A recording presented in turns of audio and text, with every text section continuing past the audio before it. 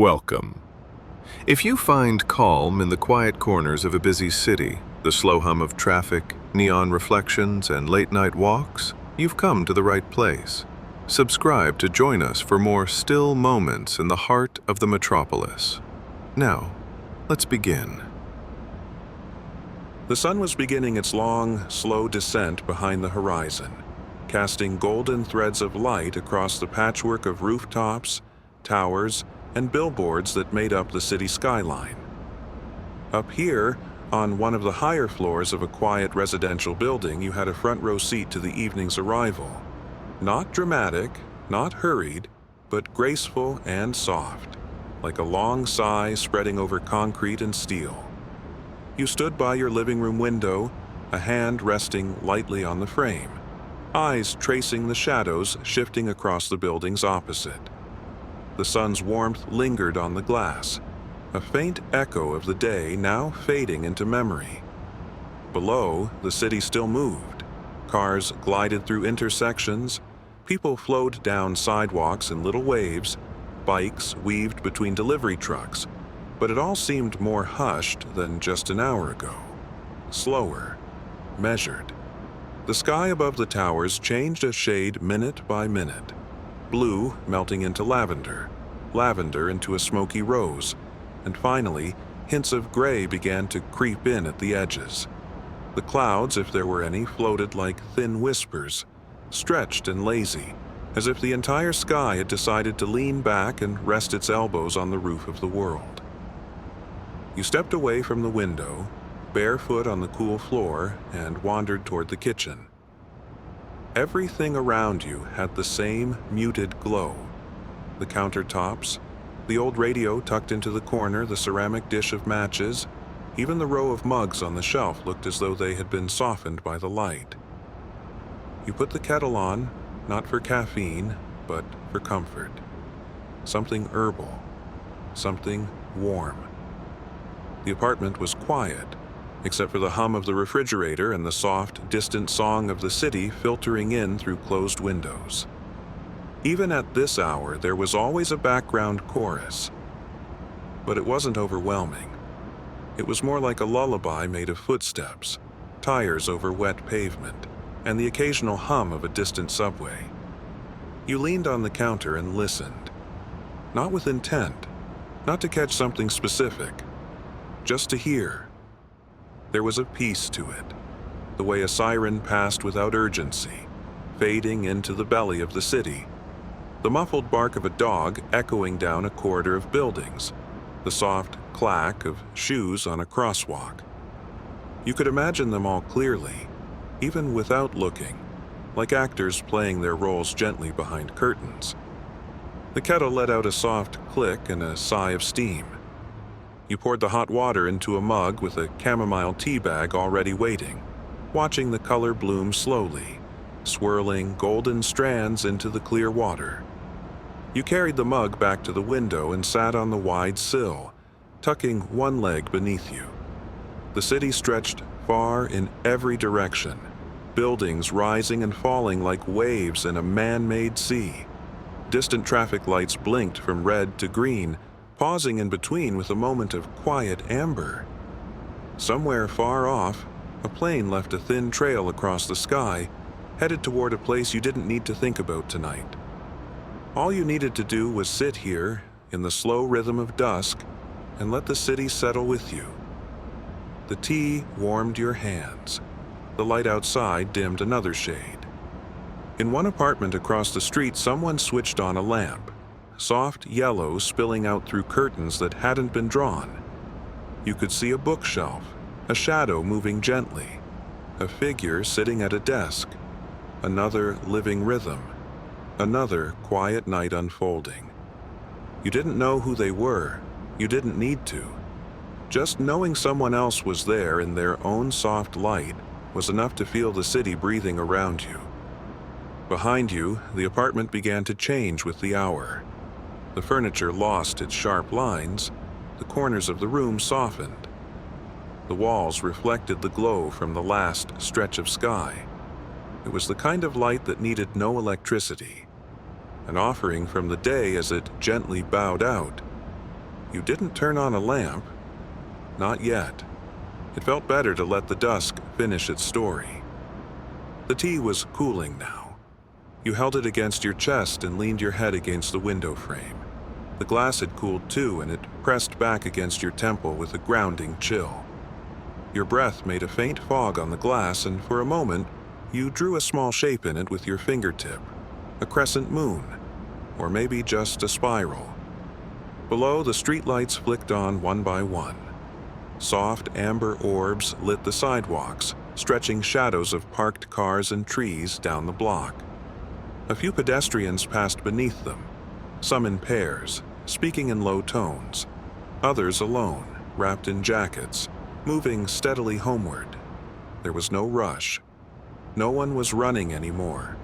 The hour didn't demand it. You watched them move until your eyes began to drift. Not from tiredness, not quite, but from the calm.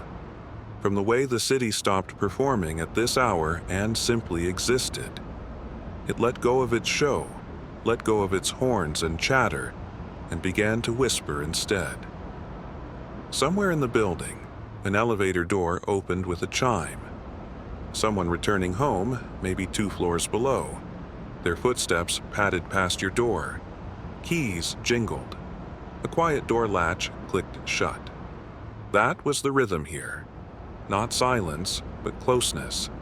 Not stillness, but rest. You stood again, stretching your arms above your head. The weight of the day released itself gently from your shoulders. There was nothing left to do. You didn't need to check the time. The city had already told you what you needed to know. It was winding down. It was time to soften. In the bedroom, the window faced west, catching the last pink glow disappearing behind the outermost buildings. You opened the blinds slightly, just enough to let the colors in. You turned down the bed. The sheets were cool, linen-scented, neatly smoothed. Before climbing in, you walked slowly to the small bookshelf near the wall. Your hand drifted along the spines, touching old friends. Books you hadn't read in years. You selected one without reading the title and opened to a random page. You read a few sentences, not to finish anything, not to learn, just to hear the rhythm of written words again. They flowed gently, like the low conversation of neighbors through an open window. You closed the book and returned it to the shelf. Then finally, you slipped into bed. The blankets welcomed you. The room exhaled. You lay on your side, one hand beneath the pillow, the other resting over your chest. Outside, the last stretch of sky faded into a soft, uniform gray. Streetlights shimmered below like fireflies. The city had grown quiet. Even from high above, you could feel it. The roads now moved less. The subway slowed its pace. Offices went dark. Restaurants closed their doors and wiped down counters. Delivery bikes were returned to racks. And somewhere, high up in dozens of towers like yours, windows went dark, one by one. You let your eyes close, but you still listened. To the whisper of a distant train. To the low hum of your radiator warming. To the quiet breath of a world that had spent the day building, moving, bustling, and now simply rested. You were part of it, held gently in its rhythm like a leaf floating in a still pond. And above you, somewhere beyond the buildings, the stars began to rise, quiet and patient, unseen by most, but present, always present. The lights were dim now, but not all the way out. You'd left a single lamp glowing in the corner of the living room, casting a golden pool across the floor and up the wall beside the bookshelf. It didn't reach every corner of the apartment, but it didn't need to. Just enough to keep the darkness friendly. The tea mug from earlier sat on the window ledge, empty now, but still warm to the touch. You picked it up and carried it to the sink, letting the act of rinsing it under cool water mark the slow division between the evening and the quiet stretch of night to come. There was a certain texture to the night up here, thick and comforting, like a heavy curtain drawn across the world. The kind of silence that wasn't truly silent, not sterile or empty. The kind that had a heartbeat if you knew how to listen for it. You turned off the last lamp and let the room settle. Darkness crept in through the windows, but it was gentle, diluted by the distant city lights. The high-rises across from yours glowed like distant stars, each window its own little world. Some with people reading, others with televisions flickering blue light across tidy coffee tables, a few already dark. And underneath it all, the city whispered. There was no other word for it. You stood in the dim light and listened. A car passed below, tires sighing gently over the damp pavement, not in a rush, just moving. You imagine the driver easing one hand on the wheel, soft music on the radio, maybe thinking about nothing at all. Somewhere farther down the street, a pair of voices shared a short conversation. You couldn't make out the words, but the tone was easy. Maybe friends parting ways at the corner. A low chuckle, then footsteps fading, then, for a while, nothing. Not silence, just stillness. The city didn't stop. It never stopped, but it slowed. You wandered toward your window and opened it, just a crack. Cool air slipped in immediately, brushing against your arms and bringing with it the scent of night. Faint asphalt, spring leaves, maybe a hint of spices from someone's kitchen far below. The air had a weight to it now. Not heavy, but grounded. You breathed in slowly, filling your lungs, then let the breath go just as slowly. From this height, the city's sounds were softened by distance. The sharpness of day was gone. There were no horns, no construction, no crowds shouting across intersections. What remained were the sounds that passed gently, like boats moving in fog. A dog barked 2 streets away, just once. A bus hissed to a stop, doors opening with a familiar sigh, then closing again with a soft thud. From one of the apartments below, faint music drifted upward. It wasn't loud, barely more than a melody on the air. Something slow, like a jazz record playing low in the background of someone's late dinner. You leaned your elbow against the window ledge and just listened. Even your own building had its own quiet orchestra. The elevator in the hallway moved, just once, its mechanical hum rising gently before fading into stillness. Pipes whispered behind the walls, a long creak followed by a soft drip. A cupboard door opened somewhere above, then shut with a polite click. None of it startled you. None of it felt out of place. These sounds weren't interruptions. They were reminders that you weren't alone. That others too were settling into the rhythm of the city at night. That behind every wall and every window, lives were winding down, just like yours. You pulled the window closed, the latch clicking home with a soft tap, and walked barefoot across the floor. The rhythm of your own steps became part of the soundscape, softened by the rug underfoot. You passed the bookshelf, the hallway mirror, the quiet kitchen counter. The city kept singing behind it all, and as you moved, the melody deepened, not with words, but with sensations. The hum of the refrigerator, low and constant, grounding you like a bass note. The thrum of distant air vents coming on, somewhere in the walls, adding a gentle breath to the space. The soft, almost imperceptible vibration of traffic far below, a reminder that life carried on, but without demand. You entered the bathroom and flicked on the small nightlight, a soft glow shaped like a candle. It bathed the tiled floor in honeyed light.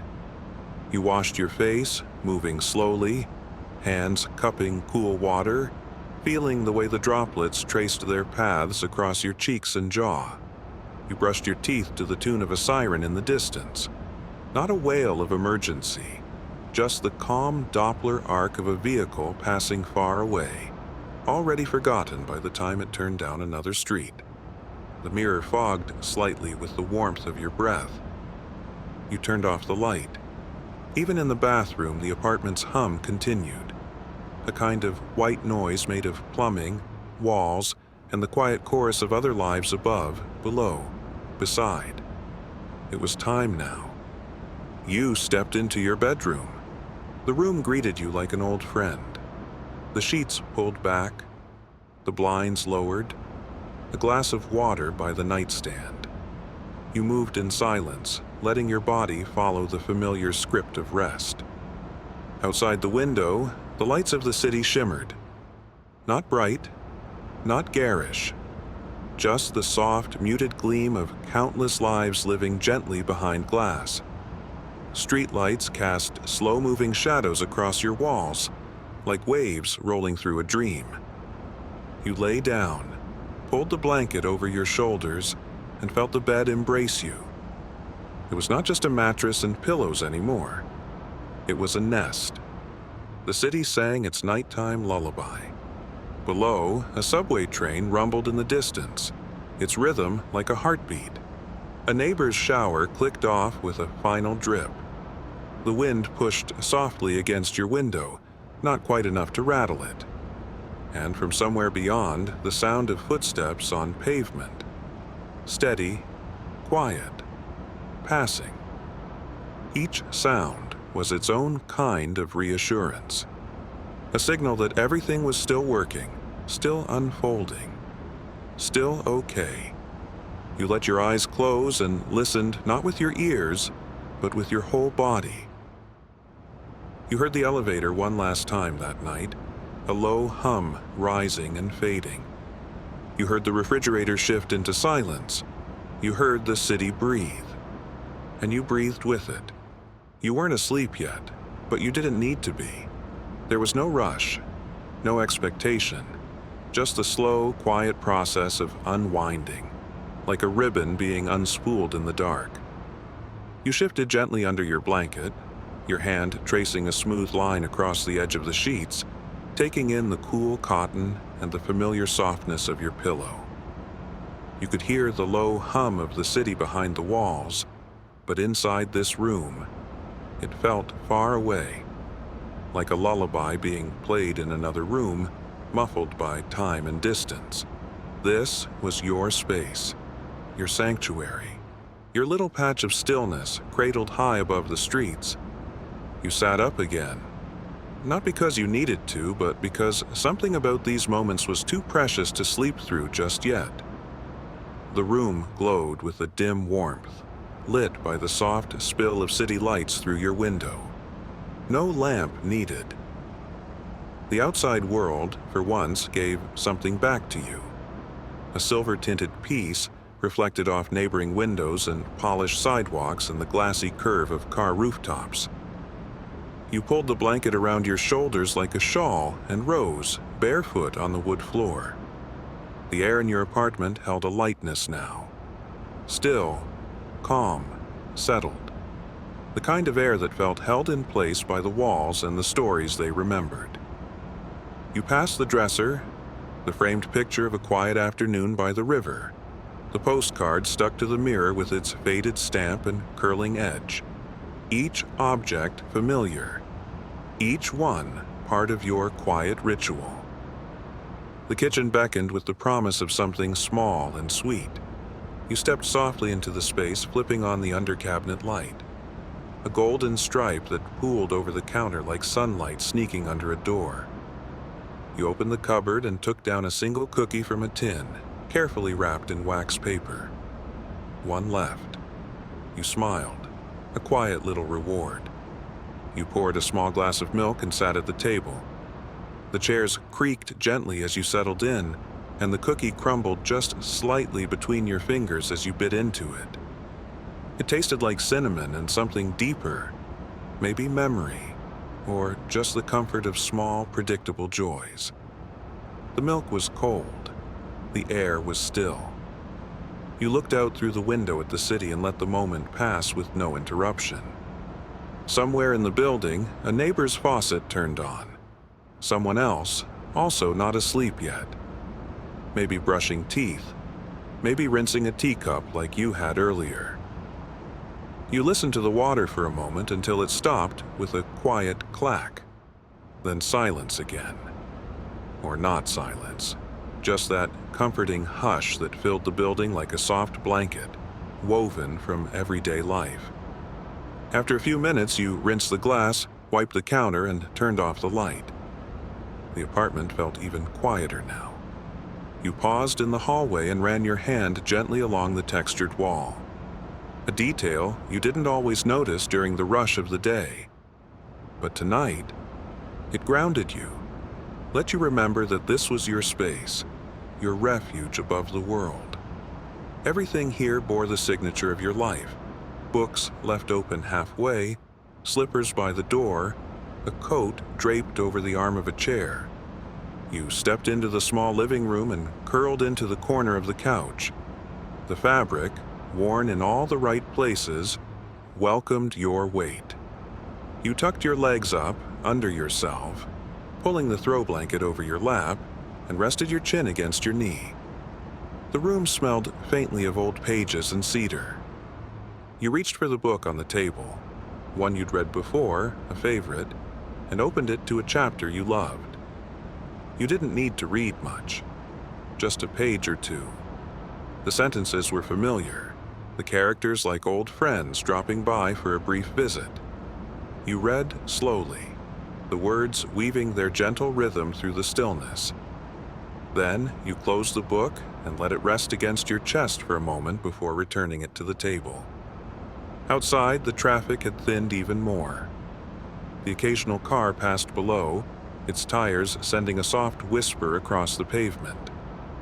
You imagined the glow of dashboard lights, a driver singing to a half-played song. Someone else in their own little world, headed somewhere quiet. You stood again and turned off the hallway light, the softest click marking the turn toward sleep. Back in your bedroom, the bedding was still warm from earlier. You slid under the covers and lay flat on your back, staring up at the ceiling. The city's light shimmered faintly along the white paint, shifting just slightly with the movement of street lamps and passing cars, like waves moving against the underside of a boat. Your eyes traced the patterns. You knew this ceiling so well, that small dent from where you bumped the light fixture years ago, the hairline crack like a pale thread, the place where sunlight landed every morning without fail. This room and this moment felt sacred in its ordinariness. Outside the window, the towers stood quiet, not asleep, but still. Office buildings had emptied. Rooftop gardens stood untouched for the night. The scaffolding that had lined a nearby structure for weeks was abandoned until morning, now just a silhouette of planks and joints against the sky. Everything held its breath. You listened again, eyes half closed. The radiator hummed softly, clicking now and then as it adjusted to the cool air. A delivery truck rumbled past in the distance. The fabric of your pillow shifted slightly beneath your cheek. All sounds close, known, gentle. Your hand drifted to the edge of the blanket, fingers brushing the stitching. It was a gift, this moment. A kind of peace you didn't need to earn. Just receive. You thought of the rooms around you, above, below, across the building. Hundreds of lives, each quietly ending their day. Someone lighting a candle. Someone whispering goodnight into the dark. Someone feeding a cat one last time before turning in. It all felt connected. Not crowded, not loud, but interwoven like threads in a tapestry. Everyone living their own small rituals. Everyone contributing to this vast, peaceful hush that blanketed the building and all the streets below. You shifted onto your side. The sheets rustled. Your breathing slowed. This was your space, your sanctuary. The world could be loud, fast, unpredictable. But not here, not now. Here, you had your own small universe, held together by warm sheets and distant city light, framed by soft sounds and quiet breath. You let your thoughts drift like clouds through a windless sky, and the city, in its own way, kept watch. Even with your eyes closed, you could feel the city around you, not in motion, but in presence, like a great body at rest, its breath long and deep, a living thing, not asleep exactly, but dreaming. It wasn't the kind of dream you could point to or name. It was in the way the buildings leaned into each other for warmth, the way lights blinked on and off at random, like thoughts surfacing briefly before sinking again. It was the soft echo of a basketball bouncing somewhere on a rooftop court, the player hidden from view, repeating the same movement over and over, 1, 2, 3, until the rhythm itself became the point. Your room was still. But outside your window, the metropolis imagined itself in slow, glowing pieces. You opened your eyes just a sliver. The city was there, not lit up like a carnival, not frantic like daytime, but gentle and strange and familiar. One window across the way flickered with the pale glow of a television screen, just a rectangle of soft blue light pulsing faintly in a dark room. You didn't know what was playing. A film, the news, someone else's quiet company. But it felt like a signal in the dark. I'm here too. A few floors below, someone leaned out onto their small balcony. They stood still for a moment, then turned their face toward the sky. Just looking, just breathing, not expecting anything. You imagined what they might be thinking. Nothing, perhaps, or everything. The city made space for both. Beyond them, red neon spilled from the window of a corner store that never closed. It painted the wet sidewalk in patches of crimson and rose, pulsing with each flicker of its sign. Inside, a cashier leaned on the counter, half asleep, while a single customer browsed a row of tea bags and instant noodles. You could picture the rhythm of it perfectly, even without sound.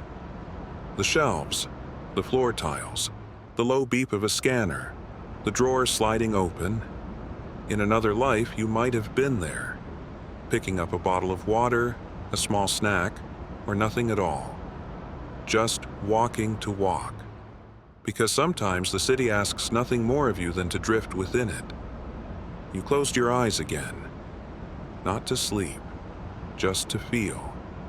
And in that stillness, the dreams of the city pressed in gently around you.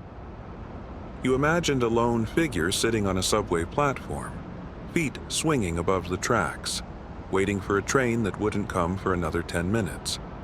Their head tilted back against the wall, eyes closed, music in their ears, the fluorescent lights above them humming like electric lullabies. A taxi driver circling one last block before heading home, his radio playing an old tune from a time before rush hours and night shifts. He hums along without realizing it. The street ahead is clear. He lets his foot ease off the gas. A couple walking home under the glow of a street lamp, arms brushing, laughter rising like steam into the night. One stops to tie a shoelace, the other waits. Neither of them says a word. The silence between them is soft and unhurried. All across the city, windows glowed with dim lamps, open laptops, and the silver light of the moon bouncing from glass to glass. They blinked like constellations, irregular, imperfect, alive.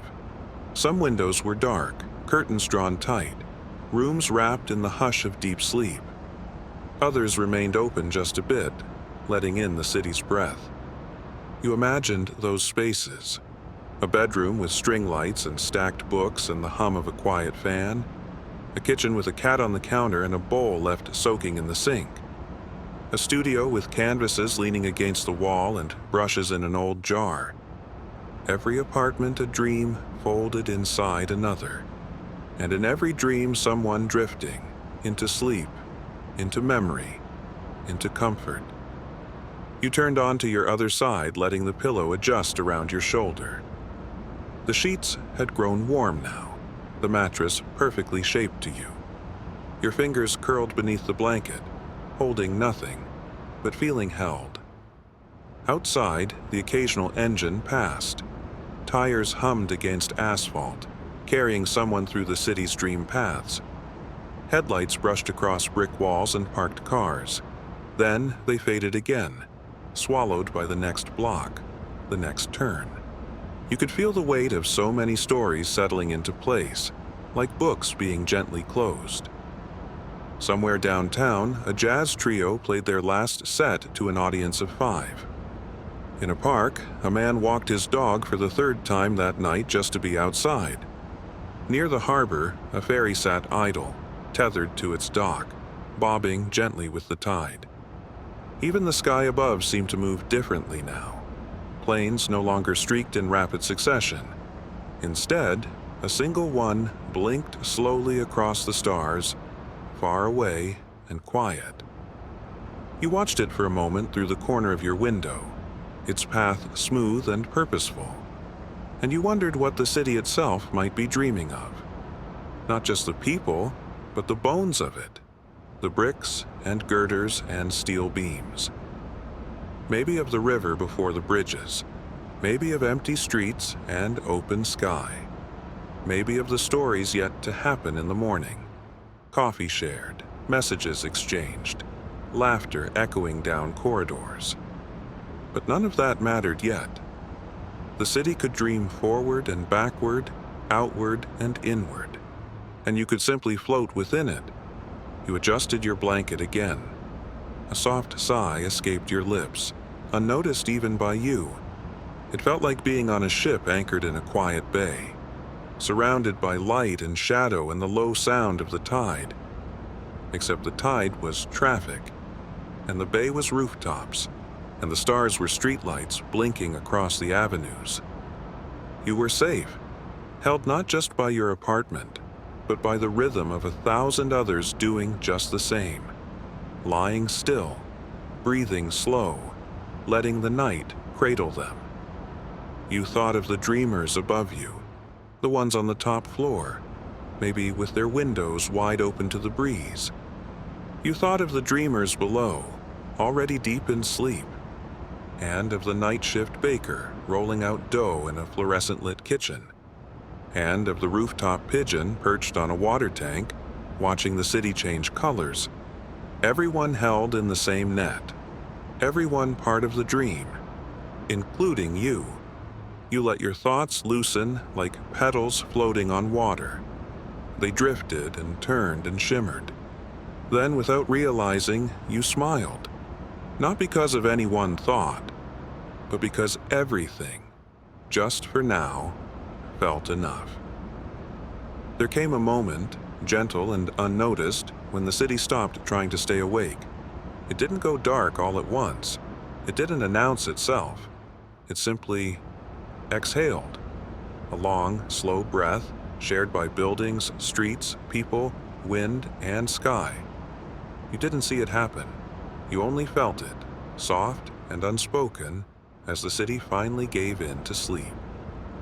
The skyline stood steady outside your window, the tall silhouettes of towers now faint against the deep navy of the sky. Their windows had stopped blinking one by one over the past hour. What had been golden squares in the dark slowly dimmed, faded, then vanished. Now only a few remained lit, tiny beacons of someone else still awake, reading perhaps, or washing dishes, or lying quietly as you were, listening to the pulse of a city gone still. You barely moved now. Your body had sunken deep into the bed, cocooned in the warmth of soft sheets and steady breath. Each inhale came slower than the one before. Your arms lay folded just so, and your cheek rested against the pillow's fabric, the pattern indistinct and fading. There were no thoughts pulling at you anymore, just impressions.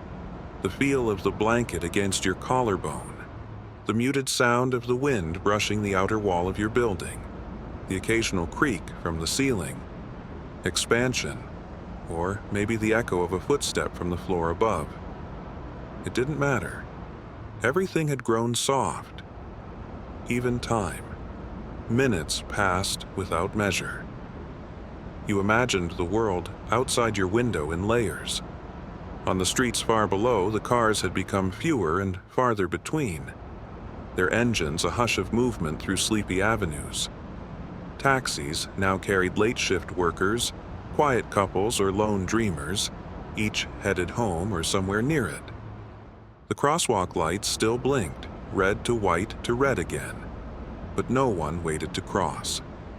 In front of small shops, signs had been flipped to closed. Security grates pulled down, floors swept, counters wiped clean and quiet. Farther still, the East River shimmered under the faint glow of distant bridges, their lights soft and golden, stretching like threads between burrows. The water moved gently, lapping against pilings, carrying the last reflections of the city toward morning. Above all of it, the stars hung in scattered constellations, most of them hidden behind the glow of the city, but some still visible, still patient. They blinked with the same rhythm as the windows that remained. The world, your world, was in harmony. Your eyes opened briefly, just a sliver. The glow of the room had dimmed even further, only a faint halo from the neighboring towers painting shadows across your walls. Your closet door, slightly ajar, stood like a dark portal into quiet. There was nothing to be afraid of, only the comfort of the night. You closed your eyes again. The silence was not empty. It was full, rich with invisible movement. In other apartments, soft night sounds still played, the click of a thermostat, the slow stretch of bed springs, a faucet dripping in a bathroom. Somewhere down the hall, a neighbor's cat knocked something over, then leapt quietly to a windowsill. You heard none of it clearly, but your body knew it, like how you know the weight of a familiar coat or the scent of a room you've always loved. Even your dreams, not yet formed, were beginning to stir. They hovered near you, not rushing, not yet stories, just soft impressions. A distant garden, a train that never arrived, the hush of snow on old rooftops, a friend you once knew, smiling in the corner of your memory, a field lit by lanterns, a letter arriving by mistake. They circled you like fog, gentle, slow, waiting. You yawned once, but so quietly it barely changed your breath. The pillow beneath your cheek felt impossibly soft. You let yourself sink further. The elevator, if it moved at all now, did so like a whisper. Maybe once an hour, maybe not at all. Even the radiator, your nighttime companion, had softened into an even hum. Not cold, not hot, just present. The city slept, and it held you. You were part of it now. Not separate, not watching, not listening. You had joined it. You were a flickering light gone dark. A page closed but remembered. You were part of the slow rhythm of the metropolis winding down.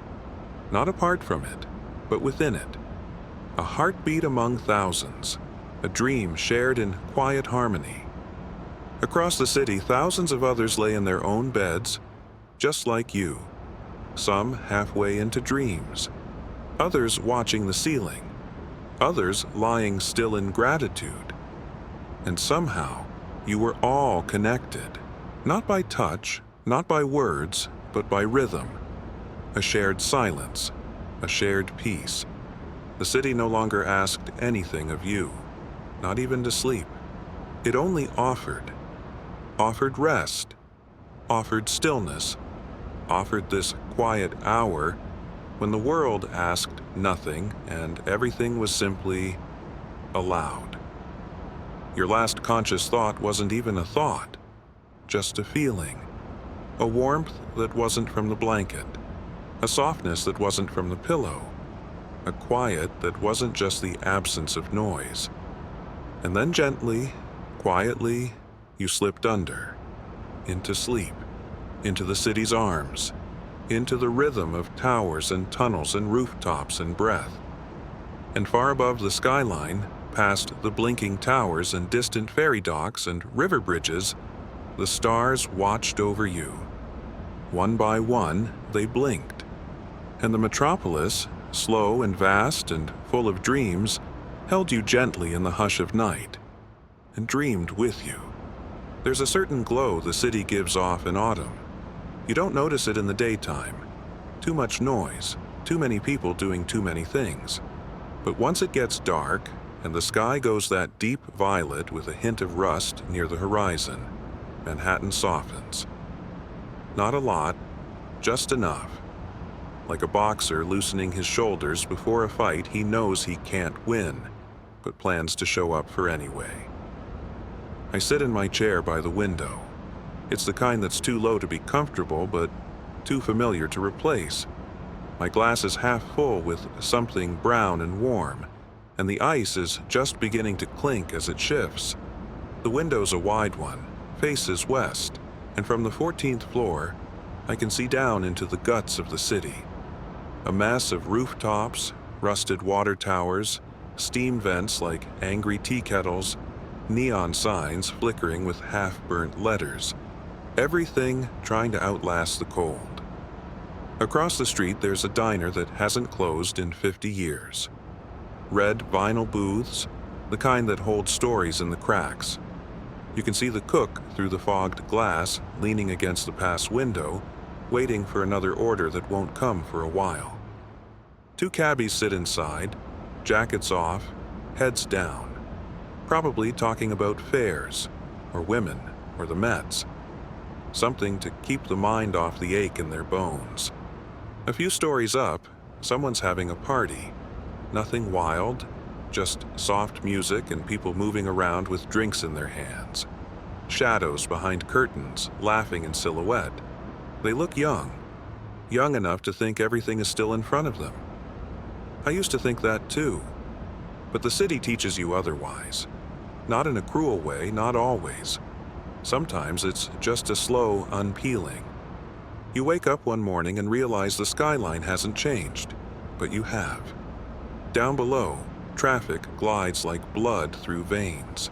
Yellow cabs, black SUVs, delivery trucks double parked like they own the block. There's a rhythm to it. Brake lights pulse like the city's heartbeat. And in the spaces between, you can hear the real soundtrack. Distant jazz from an open window, a siren winding its way uptown, the low murmur of people speaking lives into their phones. It's like everyone's telling their own little story, hoping the city's listening. Funny thing is, I don't think it is. The city's like me in that way. It watches, it listens, but it don't say much. I light a cigarette even though I'm trying to quit. I told my doctor I'd stop before winter. That was last year. But there's something about the ritual. Flick of the lighter, curl of smoke, the way it makes the cold air taste like memory, that I'm not ready to let go of yet. You might think I'm lonely, sitting here night after night, just watching. But it's not that. I've had noise in my life, plenty of it. Bars, meetings, deals, dinners where everyone talks like they know the ending to the movie but won't spoil it for you. This question mark, this is peace, or the closest thing a guy like me gets to it. They call me Mikey. No last name here, not tonight. That part stays folded up and put away like a clean shirt for church. What I do is complicated. Let's just say I'm in the business of making problems go away. Not like a lawyer or a therapist. More like a janitor. The kind that works after hours, cleans up the things that don't show up on spreadsheets or rap sheets. You don't have to like it. I don't always either. But it keeps the lights on, and it keeps certain people from knocking on my door at unpleasant hours. Still, that's not what tonight's about. Tonight's about watching the city breathe. The rain earlier left the streets slick. They shine like mirrors now, pulling double duty, reflecting the storefronts, the streetlights, the people walking too fast for no reason at all. That's a real New York thing, by the way, walking like you're late to your own funeral. Even if you got nowhere to be, you move like you do. It's in the DNA. You come here from somewhere else, give it a week or two. You're weaving through crowds like a native. A couple walks past my building holding hands, heads tilted toward each other like pigeons. The girl's got a red coat, too thin for the weather, but she doesn't seem to mind. Maybe he's keeping her warm, or maybe she's too happy to feel the chill. That's the kind of thing I used to notice when I was younger, what love looked like on strangers. Now, I just file it away like the smell of roasted chestnuts or the sound of a saxophone busker echoing down a subway tunnel. Part of the scenery. Beautiful, but not mine. Sometimes I see people I know from up here. That's the thing about Manhattan. It's big, but not that big. People run into each other more than they admit. I saw Nicky DeLuca last week standing outside the cigar lounge on 53rd. Still wears his suits too tight like he's pretending he's 30. He didn't see me. Or maybe he did and kept walking. That's fine. We don't talk much anymore, not since Atlantic City. I don't miss the crowds, the dinners with linen napkins and silent waiters, the meetings in back rooms with nobody smiling. These days, I prefer the view. To the right, I can just make out Central Park. It's mostly shadows from here, a soft black smudge against the glitter. But if you watch closely, you'll see life. Joggers with their breath visible in the cold, the occasional dog walker with a flashlight. Rats, too, if we're being honest. Nature's survivors. They're more like us than we want to admit. Farther out, the bridges are lit like delicate necklaces. Queensboro, Williamsburg, Manhattan. They look fragile from here, like something you could pluck off the skyline and place in a jewelry box. But up close, they're beasts. Heavy, loud, full of secrets, like most beautiful things in this city. There's something about autumn that makes all this feel softer. The summer sweat is gone. The winter slush hasn't arrived yet. It's that perfect in between. Coats, but no gloves. Scarves, but no boots. You can walk for miles without overheating or freezing. The city lets you breathe just a little. It almost forgives you. I glance down again. The diner's waitress steps outside for a smoke, apron still on, arms crossed against the cold. She's been there since the pandemic, maybe longer. I don't know her name, but I know her routine. She always smokes with her eyes closed, like she's somewhere else, somewhere warm. Then she goes back in, refills the coffee pot, and keeps going. That's New York in a nutshell. People doing what they need to, one small act at a time. Not chasing dreams, not most of us. Just trying to stay afloat. I respect that. There's a guy who sleeps near the subway entrance on 72nd. Big beard, quiet type. Never begs. Just sits with his back against the wall, wrapped in a coat someone probably died in. I left him a sandwich once. Didn't say anything. The next night, he nodded at me like we'd known each other a while. We hadn't. But that's how it works here. Sometimes a nod means more than a whole conversation. I wonder what the city will be like in 10 years. Will the buildings be taller? Will the rats have won? Will kids still skateboard down Park Avenue at midnight like they're invincible? I don't know, but I hope the light still falls just right on wet pavement. I hope there's still steam curling up from the manholes, turning every corner into a stage for something unseen. My cigarette's nearly out. The ice in my glass is mostly water now. I think about pouring another, but I don't. The night is slowing, and I like to match its pace. No need to rush. The window will still be here tomorrow. So will the city. And me. Maybe. A siren whines somewhere downtown. Could be an ambulance, could be a cop, could be something I'd rather not know about. Either way, I don't flinch. The city screams and sings in equal measure. You get used to it. One more deep breath. The smoke tastes like burnt sugar and old regrets. I let it out slow, watch it fade into the glass, into the dark. Somewhere, a couple kisses under a street lamp. Somewhere, a crime gets covered up. Somewhere, someone starts a song and someone else ends a life. And somewhere up here on the 14th floor, a man with a past watches it all, not judging, not intervening, just noticing, just being. Because sometimes, that's enough. You can smell autumn before you see it.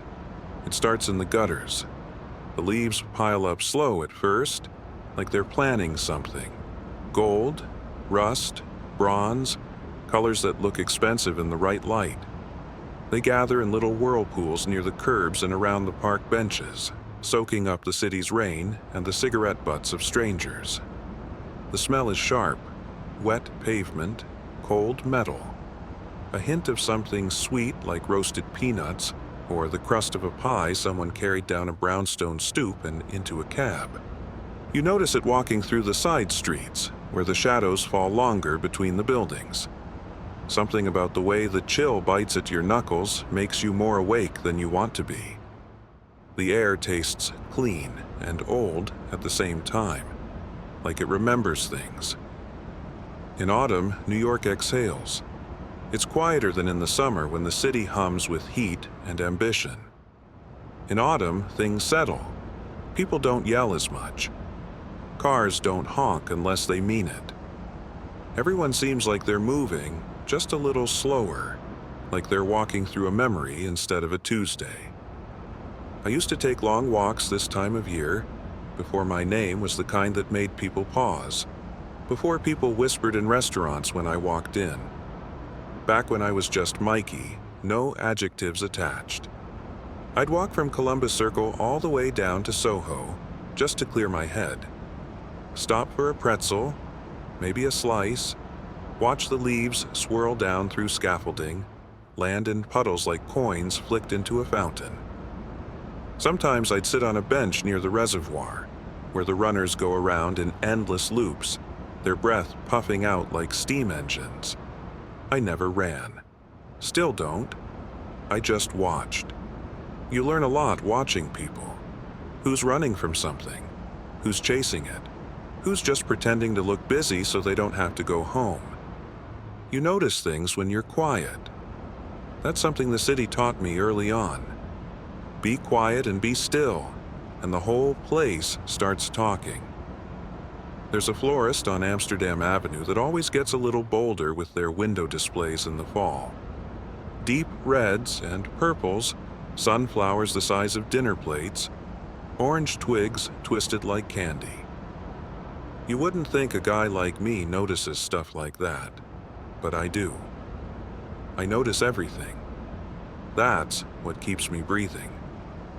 Mornings are best right before the cold really sets in. Around 6, when the sky's still navy and the streetlights haven't shut off. Delivery trucks make their slow turns. Coffee carts roll into place. You see doormen hosing down the sidewalk like they're rinsing off the night. That quiet before the horns start. There's something sacred about it. It's like the city's brushing its teeth, straightening its tie, trying to look presentable before the chaos begins again. And the pigeons. Always the pigeons.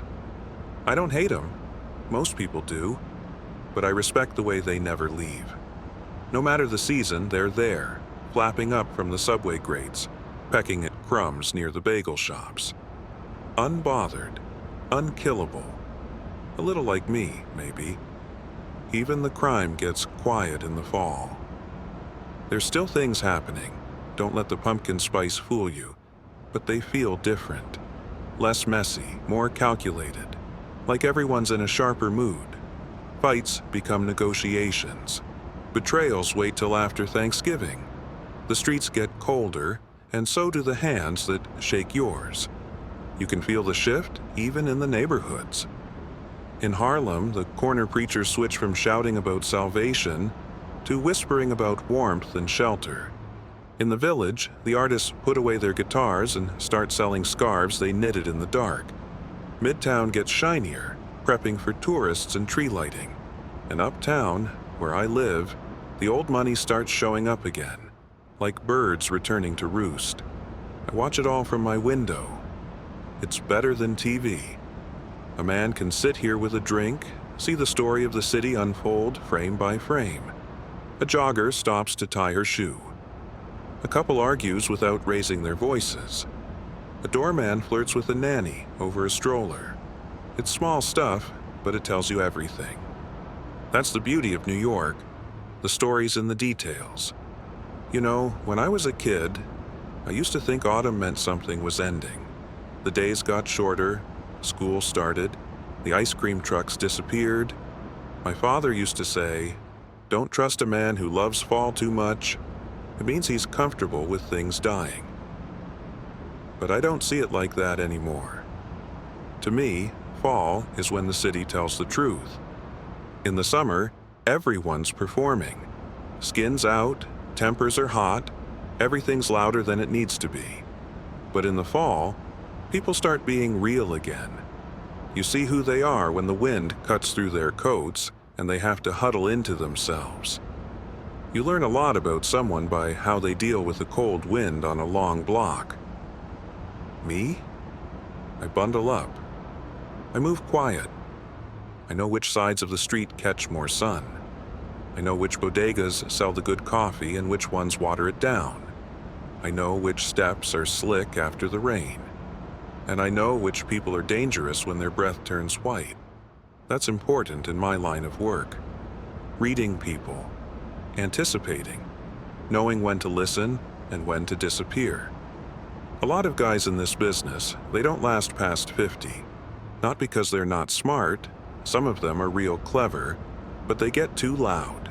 They start thinking the city owes them something, like they're owed respect because they've seen things, done things. But the city don't care. It eats everyone eventually. The best you can do is carve out a little corner for yourself and keep your head low. That's what I've done. My building's not flashy. The rent's too high for artists, but too low for investment bankers. No one asks questions here. The super keeps to himself. The doorman's half blind. My neighbors are polite in the way people are when they assume you work in finance, but don't want to make you prove it. It's perfect. And from up here, I get the view. I get to watch the city put itself to bed, night after night. And in the fall, it does it slowly, reluctantly, like a kid who doesn't want to sleep in case they miss something. Sometimes, around midnight, you hear the garbage trucks come through. People think the city stops at night, but it doesn't. It just shifts tasks. The real work happens after hours. That's when deals are made, debts collected, sins washed away in the rain. You hear those trucks banging along the street, men shouting, cans clattering, and you remember that someone has to take out the trash, literally and otherwise. That's where I come in. I won't lie, I've done things. Some of them I regret, some of them I don't. But I never let it touch the city part of me. The part that still sees beauty in a fire escape strung with fairy lights. The part that watches strangers reunite at the corner of 74th and cries a little, even though I'd never admit it. The part that feels still. Autumn sharpens that, makes the world feel more real. The air is honest. The sounds are softer, but they hit deeper. Even the food tastes better. The pizza joints switch to heavier sauces.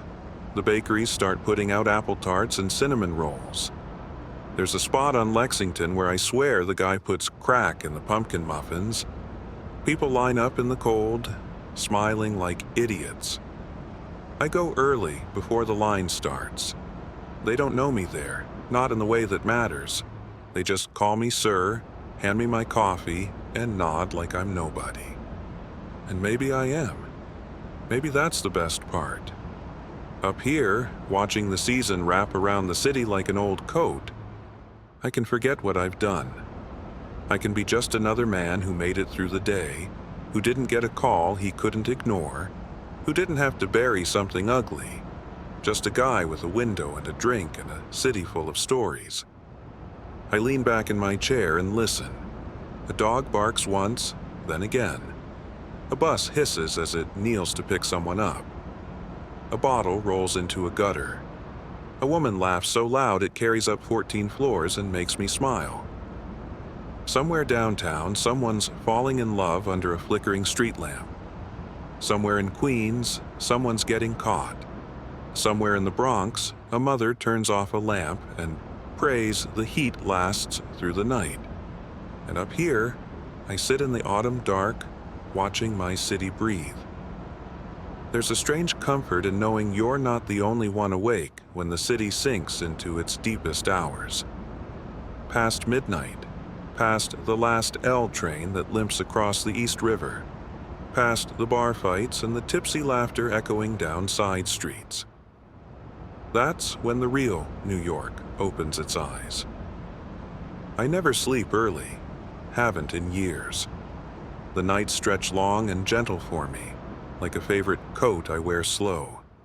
I sit by the window, sometimes without the drink, sometimes without the light, and I watch. People think the city sleeps, that once the bars close and the taxis thin out, the whole place holds its breath. But that's not how it works. Manhattan's like me. Its eyes stay open, even if it pretends to dream.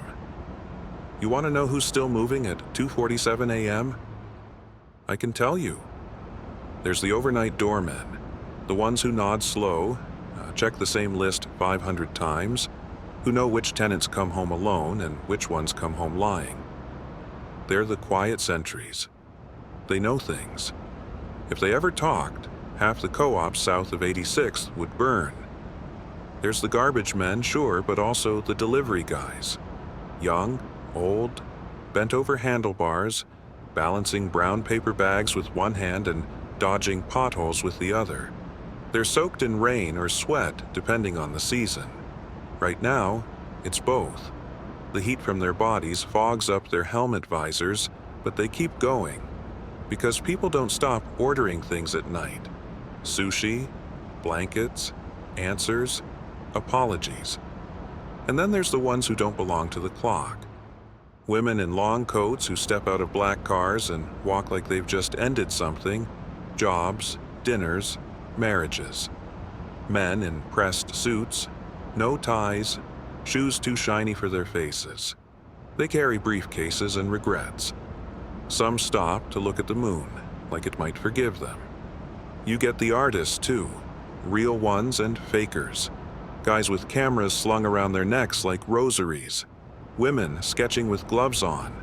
Kids with headphones, rapping to themselves in alleyways, hoping the rhythm will make something stick. The city hums for them. They hum back. It's a kind of prayer. And the other ones, the ones like me, the watchers, we don't move much. We sit, we smoke, we press our fingers against cold glass and look out like we're waiting for something. Maybe we are. Maybe we're just used to it. You learn the rhythm. Which bodegas lock their doors after one. Which parking garages leave the gate open a little too long. Which back doors in Hell's Kitchen are used by cooks sneaking out for 5-minute phone calls that sound like confessions. The city never stops moving. It just gets quieter about it. I know a guy, Sal, who used to drive the same black Lincoln town car up and down the avenues all night. Didn't even pick up fares. Said it helped him think. He'd drive from the Battery to Harlem and back again, sipping coffee from a paper cup and listening to classical music. Said it kept his ghosts in the trunk, so they wouldn't bother him up front. I don't know if I believed him, but I understood. We all got ghosts. Some of us just prefer to let them ride along. One night, maybe 2 years ago, I saw a woman dancing in the middle of the street near 110th. No music, no audience, just her and the wind.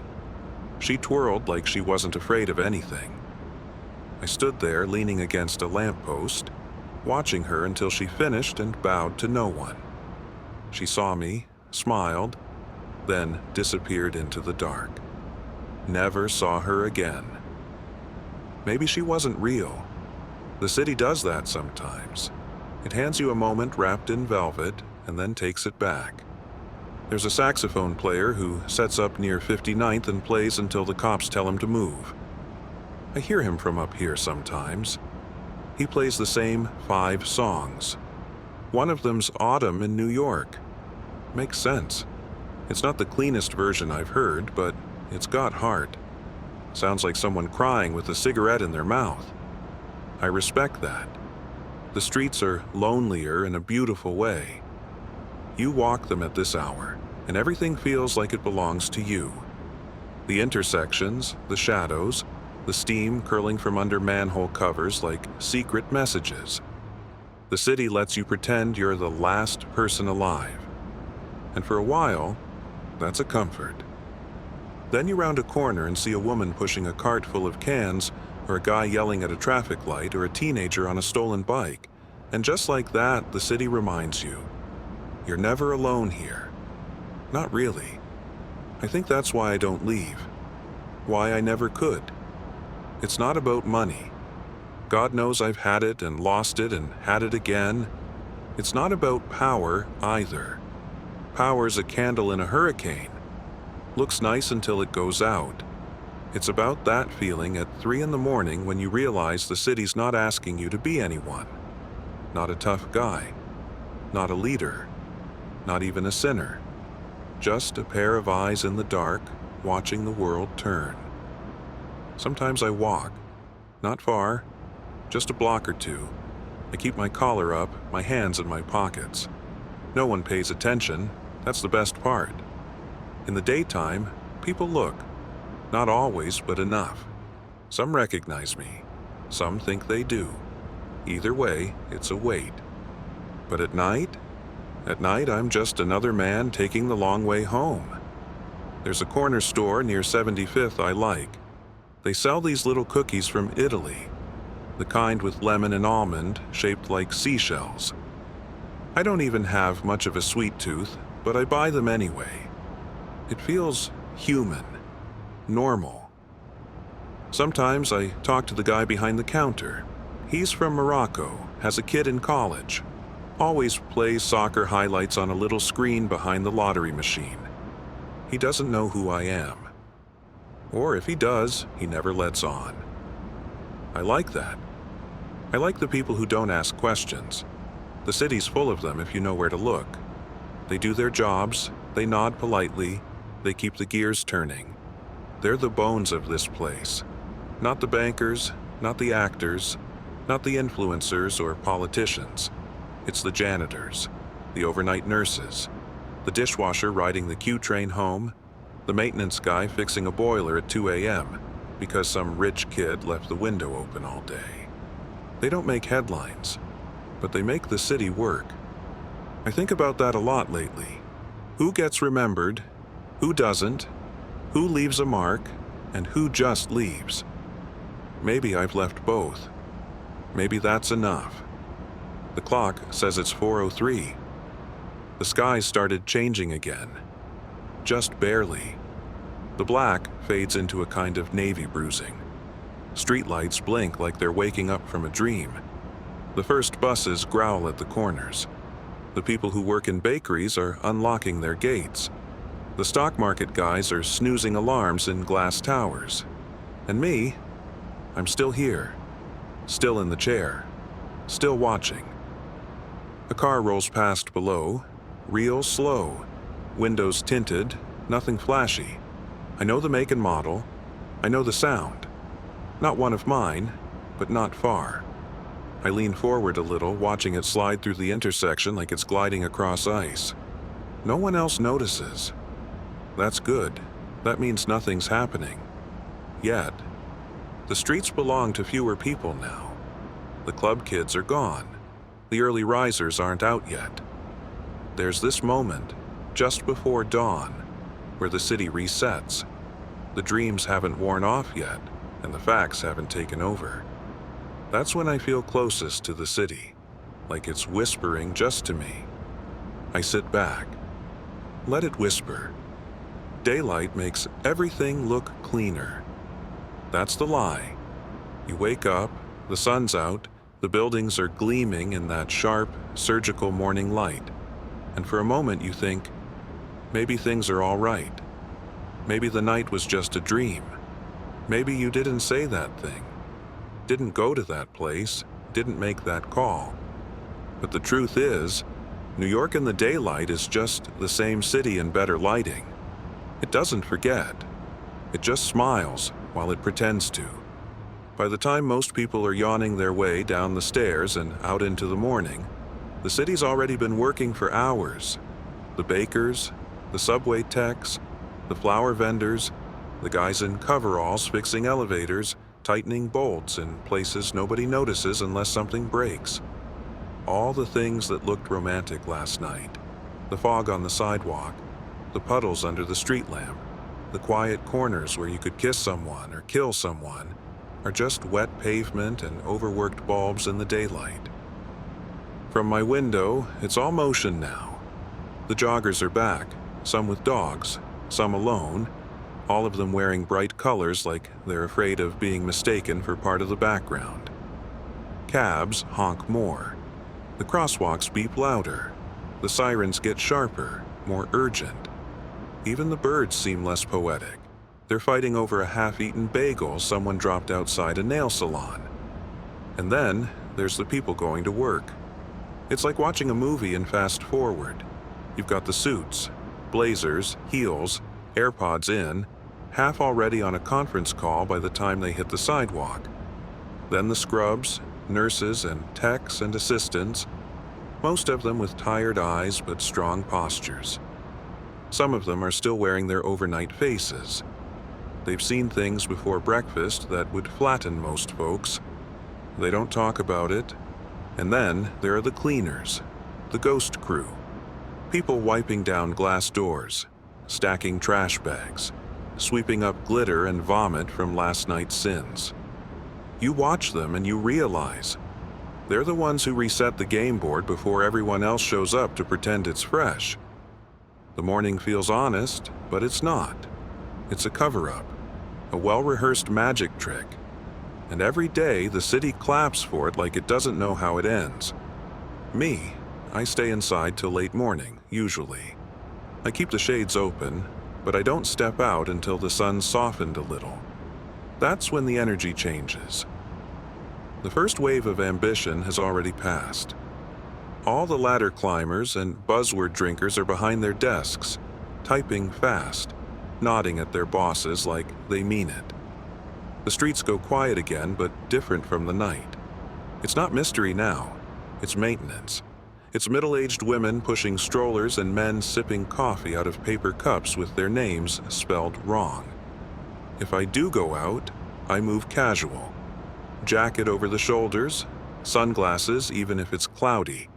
I blend in just fine. Everyone assumes you belong somewhere if you look like you've already been. That's the trick. Confidence without speed. People in a rush look guilty. You'd be surprised what the daylight lets happen in plain sight. I've done meetings in cafes where kids were eating pancakes 2 tables over. I've shaken hands in museums. I've said goodbye in elevators with security cameras watching from every corner. The city's full of eyes, but most of them don't see. They're too busy trying to figure out where their next task, text, or meal is coming from. The people I work with, they know how to blend. We don't talk loud. We don't wear pinky rings or use code names. That's all for the movies. In real life, we pass each other on sidewalks. Maybe not. Maybe not. Some of us still meet in the park, walking in opposite directions. One of us handing off a folded napkin or a flash drive like it's a pack of gum. I had a guy once, A young one, too eager. He wore a gold chain that caught the light. Couldn't stop checking behind him like he was in a spy movie. He lasted 6 weeks, got picked up on something small, then started talking. He's not in New York anymore. He's not anywhere anymore. You survive by being small. Not invisible. Just unremarkable. You have to know how to walk past cops and priests and doormen and make them forget you were ever there. The city helps you, if you let it. It's so busy trying to remember itself. It'll forget you on your behalf. Sometimes I watch the kids going to school. Not in a creepy way. Just watching people grow up in this place. Seeing the backpacks, the uniforms, the way they cling to their parents' hands until they don't. Makes me think about another life I could have lived. One where I wore a watch for business meetings and worried about carpool logistics. One where I had a front yard and a dog that barked too much. But that wasn't the path. Not for me. Not for someone who grew up in a neighborhood where men shook hands with blood under their fingernails and called it honor. Where loyalty was more important than safety. Where silence was sacred. That kind of life leaves marks. Even if you try to live clean, you carry the shape of those early shadows with you. Like walking under a lamp and noticing your outlines a little longer than it should be. There's a cafe down on 2nd I used to go to with her. We'd sit outside when it was warm and inside when it wasn't. She liked her coffee sweet. I liked mine quiet. We talk about leaving the city, a cabin somewhere, mountains, trees. She wanted autumn without the sirens. I didn't know how to tell her I needed the noise, that without it, I'd start listening to things I didn't want to hear. She left. Not in a dramatic way. Just stopped calling, stopped showing up. One morning, the coffee tasted different and I realized I hadn't seen her in weeks. That was 5 years ago.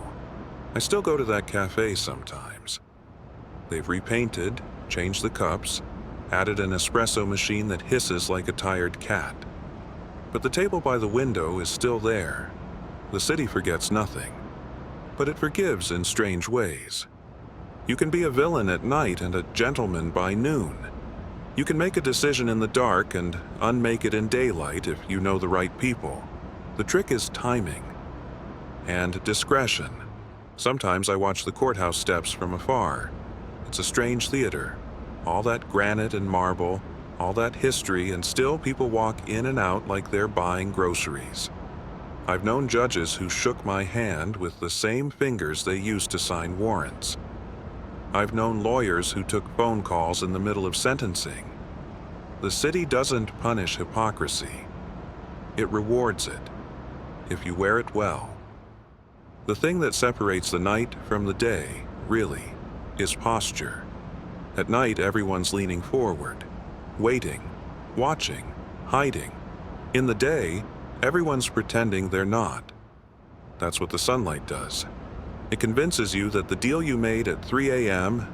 didn't happen, that the envelope wasn't handed off, that the favor wasn't called in. But I remember. So does the city.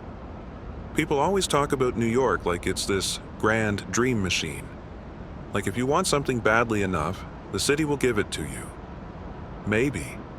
But more often, it waits. It watches. It lets you dig your own hole. I've dug a few. I've stood at the edge of them, tossing in dirt and names and the occasional memory. But I've always stayed above ground. That's what matters. That's what I'm good at.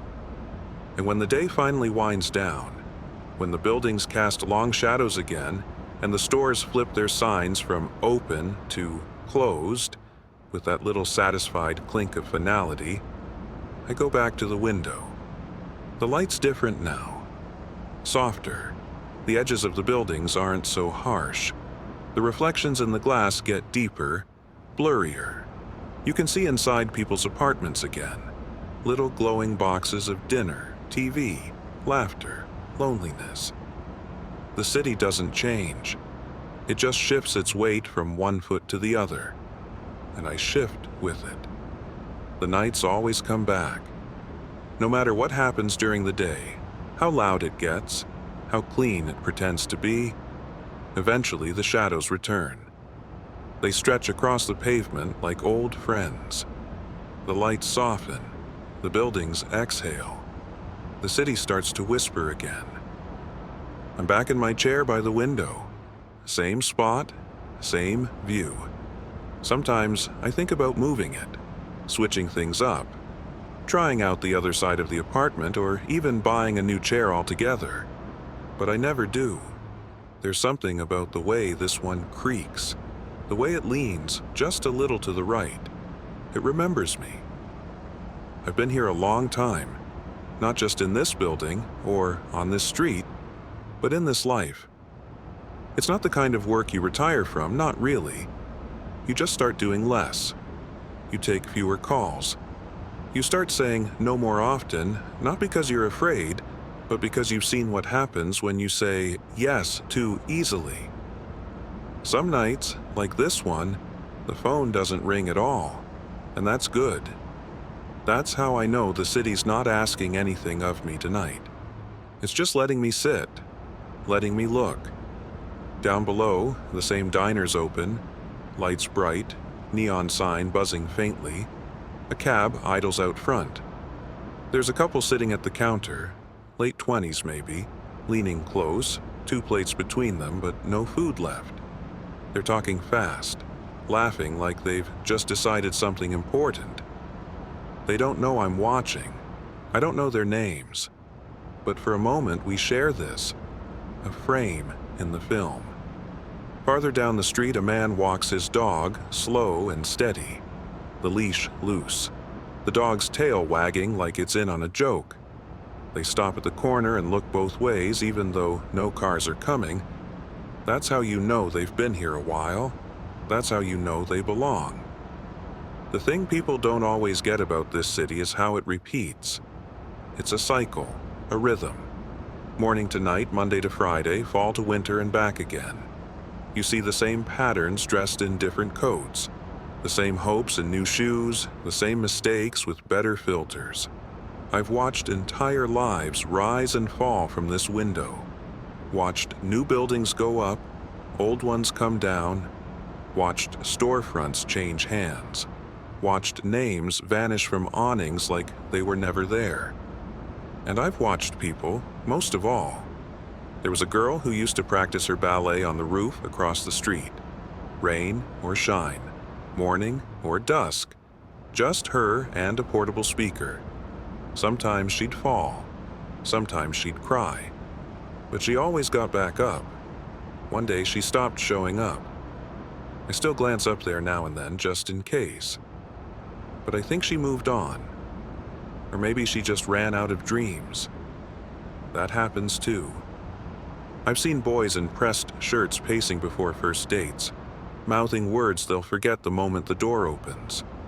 I've seen men in trench coats toss their wedding rings into gutters.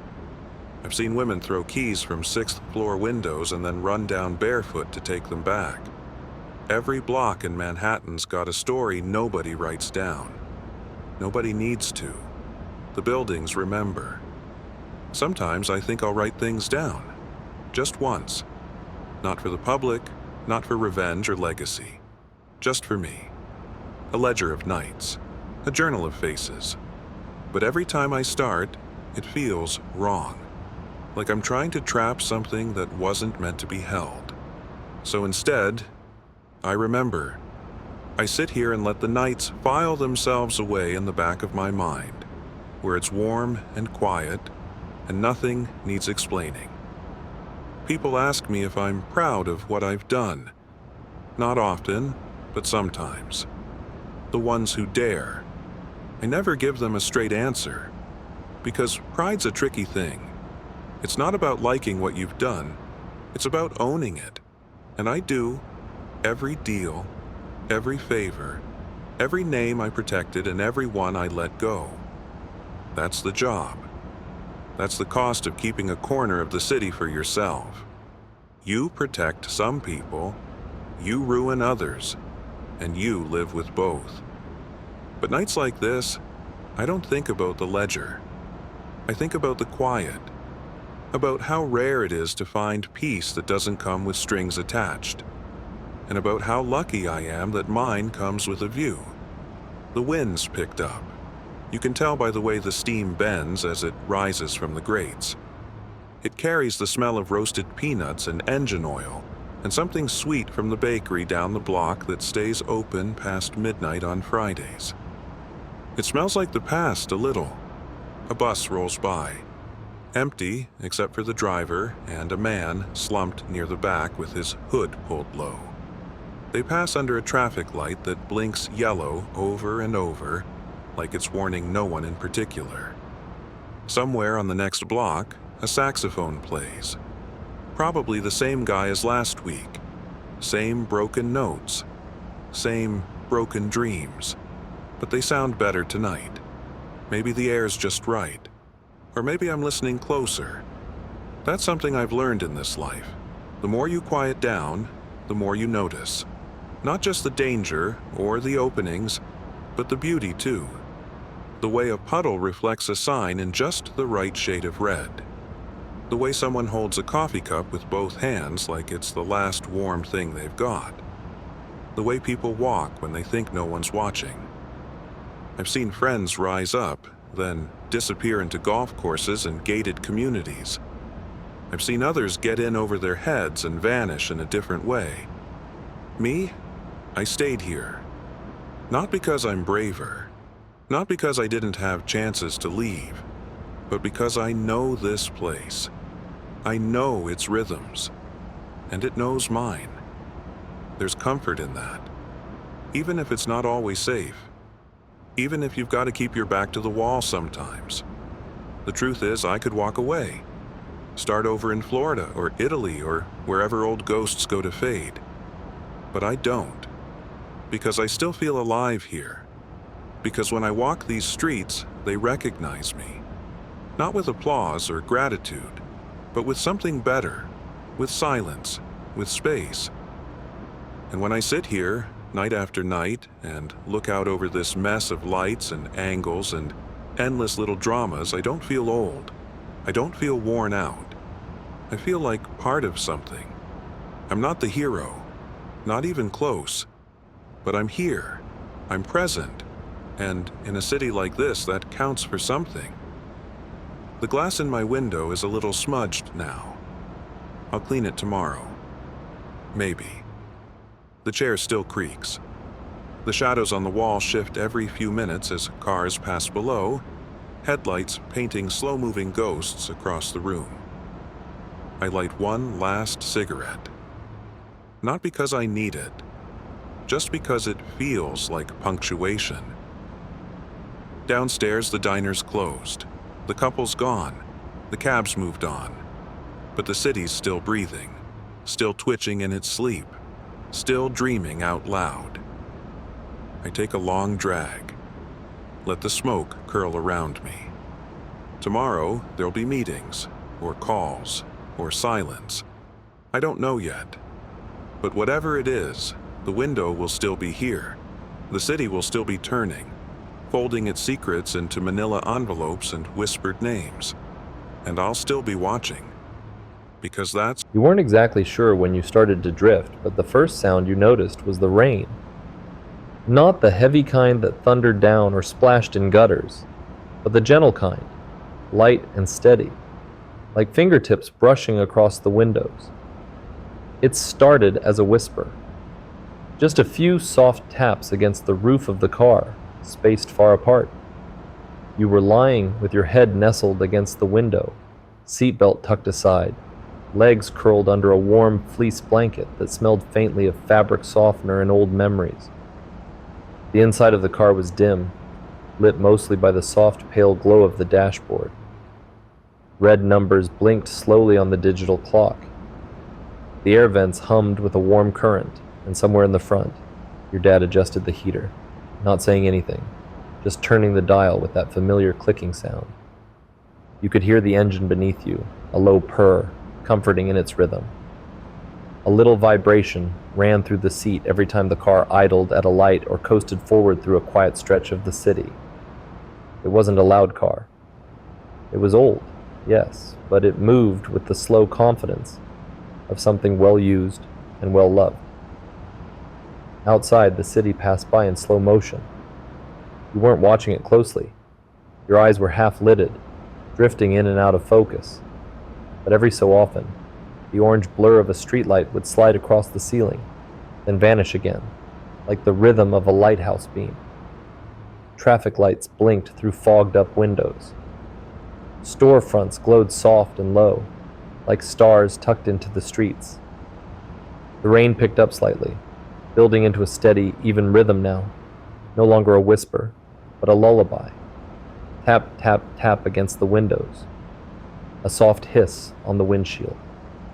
The occasional splash from a passing car, the tires cutting through shallow puddles, sending up gentle waves of sound that receded almost as quickly as they came. You shifted under the blanket just a little, letting your body settle more fully into the shape of the seat. The fabric cradled you. There was a small patch of warmth beneath you where your body heat had pooled, and that pocket of comfort made it even harder to keep your eyes open. You weren't sure where you were going, and you didn't need to be. Your dad was driving. That was all that mattered. His silhouette was just visible in the front seat. Shoulders relaxed, hands steady on the wheel. The occasional movement of his head as he checked the mirror or turned slightly to glance at the road ahead. He wasn't talking. He didn't need to. There was nothing to say. You'd driven together like this countless times. On weekend errands, late-night returns from family dinners, long road trips through winding country roads. But tonight was quieter, slower, softer. The radio was on, but turned low. Just a murmur of soft music and even softer voices. You couldn't make out the words, only the tone. A gentle hum in the background. Familiar. Soothing. The city outside seemed slower than usual. The roads weren't busy. It was late, probably. Or just one of those evenings when everything felt hushed, like the world itself had curled up for a nap. The stoplights turned from red to green with no hurry. The occasional headlights passed in the opposite lane, reflections shimmering across wet pavement like watercolors bleeding together on damp paper. You pressed your forehead lightly against the cool window. It felt smooth and slightly fogged, and through it you could see the raindrops racing each other down the glass. Tiny rivers forming and colliding and vanishing into the lower edge. You followed a few of them with your eyes, then let your gaze go unfocused again. It wasn't about watching anything, just being. You could hear your own breathing, slow and even. The blanket over you shifted slightly with each inhale, then settled again. The warmth inside the car had built just enough to make the air feel thick and safe. The outside was cooler. You could feel it in the tiny draft that snuck in from the windowsill. But inside, it was like being in a nest, tucked away from the rain and the dark and the world beyond. You remembered moments like this before. Other drives, other rains. The same steady hum of the car. The same warm blanket. Maybe a hot chocolate balanced in the cup holder once. Maybe a pillow brought along for longer rides. Always your dad in the front seat. Always that quiet reassurance. He knew where he was going, and you didn't have to. The car took a soft turn, nothing sharp, nothing jarring. Just a gentle lean to the left, and you felt your body shift slightly with the curve. The seatbelt didn't pull. The blanket stayed in place. Your body rolled lazily with the car's motion, like being rocked gently in a cradle. Another light passed overhead, flashing amber on the ceiling and fading again. A storefront buzzed by in a blur of soft blue and white signage. A bus stop shelter stood empty, its bench glistening with raindrops. Your dad's hand moved on the wheel again, and you heard the faint click of the turn signal. Tick, tick, tick. 3 ticks. Then the soft sound of tires turning across slick pavement. You didn't even need to open your eyes. The city's shape was familiar by sound alone. There was the narrow street with the iron bridge, where the car's tires made that hollow thump. There was the long stretch past the gas station, where the bright lights spilled out onto the road like spilled cream. There was the curve where the road dipped and the windshield caught the red glow of a neon diner sign, reflecting it across your face for just a second. And all the while, the rain kept falling. Not hard, not stormy, just steady. The kind of rain that didn't demand attention, only offered company. The kind of rain that promised sleep, gently and persistently, until you couldn't keep your eyes open any longer. You yawned, quietly, slowly, and pulled the blanket higher under your chin. Your toes had found the warmest part of the seat, and you curled them instinctively. A soft flex, a tiny adjustment of comfort. The heater whispered from the front. The radio hummed. Your dad's fingers tapped once on the steering wheel, a soft rhythm to match the rain. The city blurred past your window in slow, melted shapes. And you, nestled in the cocoon of the back seat, began to drift. Not abruptly, not all at once, but slowly, like a feather spiraling downward through a warm room. You weren't asleep yet, but you weren't awake either. You were somewhere in between, somewhere quiet, somewhere safe. And the rain kept falling. The car turned again, a slow, fluid arc to the right that leaned your body gently against the door. You barely noticed it, half asleep now, your mind floating somewhere just above your thoughts. The rain still tapped at the windows, steady and soft, a rhythm you could almost breathe to. The sound had become your anchor, threading through the car like music that no one had to play. From the front seat, your dad made a small shift in posture. You could hear the slight adjustment as his jacket brushed against the seat back. He let out a soft breath through his nose, not a sigh exactly, just one of those quiet, automatic exhalations that said he was at ease. He didn't speak. He hadn't in a while. But the silence between you wasn't empty. It was warm, familiar, the kind that doesn't need to be filled. You opened your eyes briefly, just long enough to catch the blur of the city outside. It looked different through the fog glass, hazy and golden, every light doubled or smeared like an oil painting. A row of streetlights stretched down a long avenue, each one casting a soft amber pool onto the slick pavement below. The car passed under them one by one, and with each one, a faint flicker of light passed through the cabin, on the ceiling, across your dad's shoulders, along the inside of the door next to your face. The windshield wipers moved in slow arcs, swish, swish, swish, then paused. Another few seconds passed, and then again. The same pace, the same pause, like a metronome keeping time not just for the rain, but for your breath. Every so often, you could hear the faint squeak at the end of each pass, just enough friction to remind you that something outside was being cleared away. You turned your head slightly against the window, eyes still half-lidded, and looked at the outline of your dad's hands on the steering wheel. Even in the dim cabin, you could see the shape of his fingers, steady, relaxed, slightly curled. One hand resting near the top, the other shifting down now and then as the car moved through gentle turns. The wheel moved as if by instinct, just small corrections here and there. Nothing abrupt. You could feel every shift in your body, the way the car leaned, the way it slowed for a yellow light, then rolled again when it turned green. Your dad didn't drive fast. He never had. Even when you were younger, even when the roads were empty and time was tight, he drove like someone who had nothing to prove. Just forward motion. Just calm. The heater continued its quiet hum, sending out warm air that wrapped around your feet and legs, making the cabin feel like a blanket itself. The vents clicked softly every few minutes, redirecting the airflow, adjusting to your dad's preferences as if they knew him too. Through the window, you watched as familiar places passed by. There was the park where you used to play, now just a row of black trees silhouetted against a rain-washed street lamp. There was the corner gas station, its red and white lights still glowing even this late at night, the awning glistening with falling rain. the puddles below reflecting the overhang like a mirror.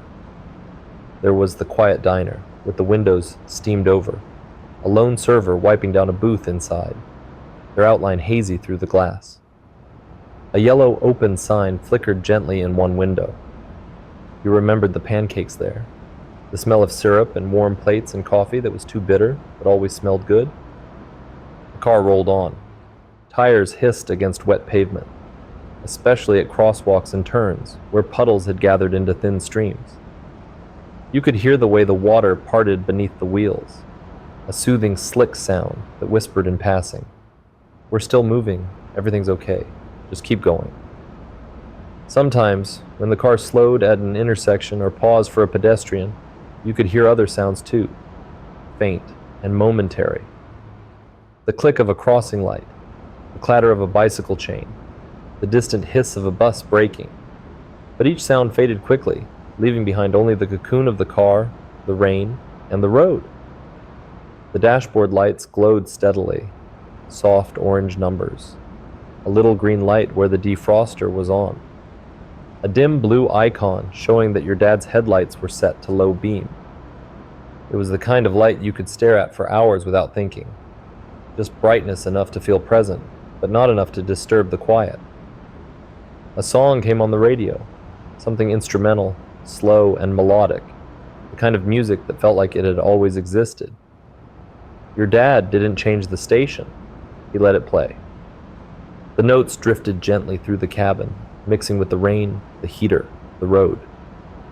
You yawned without realizing it, your jaw parting wide beneath the blanket. You didn't even lift your hand to cover it.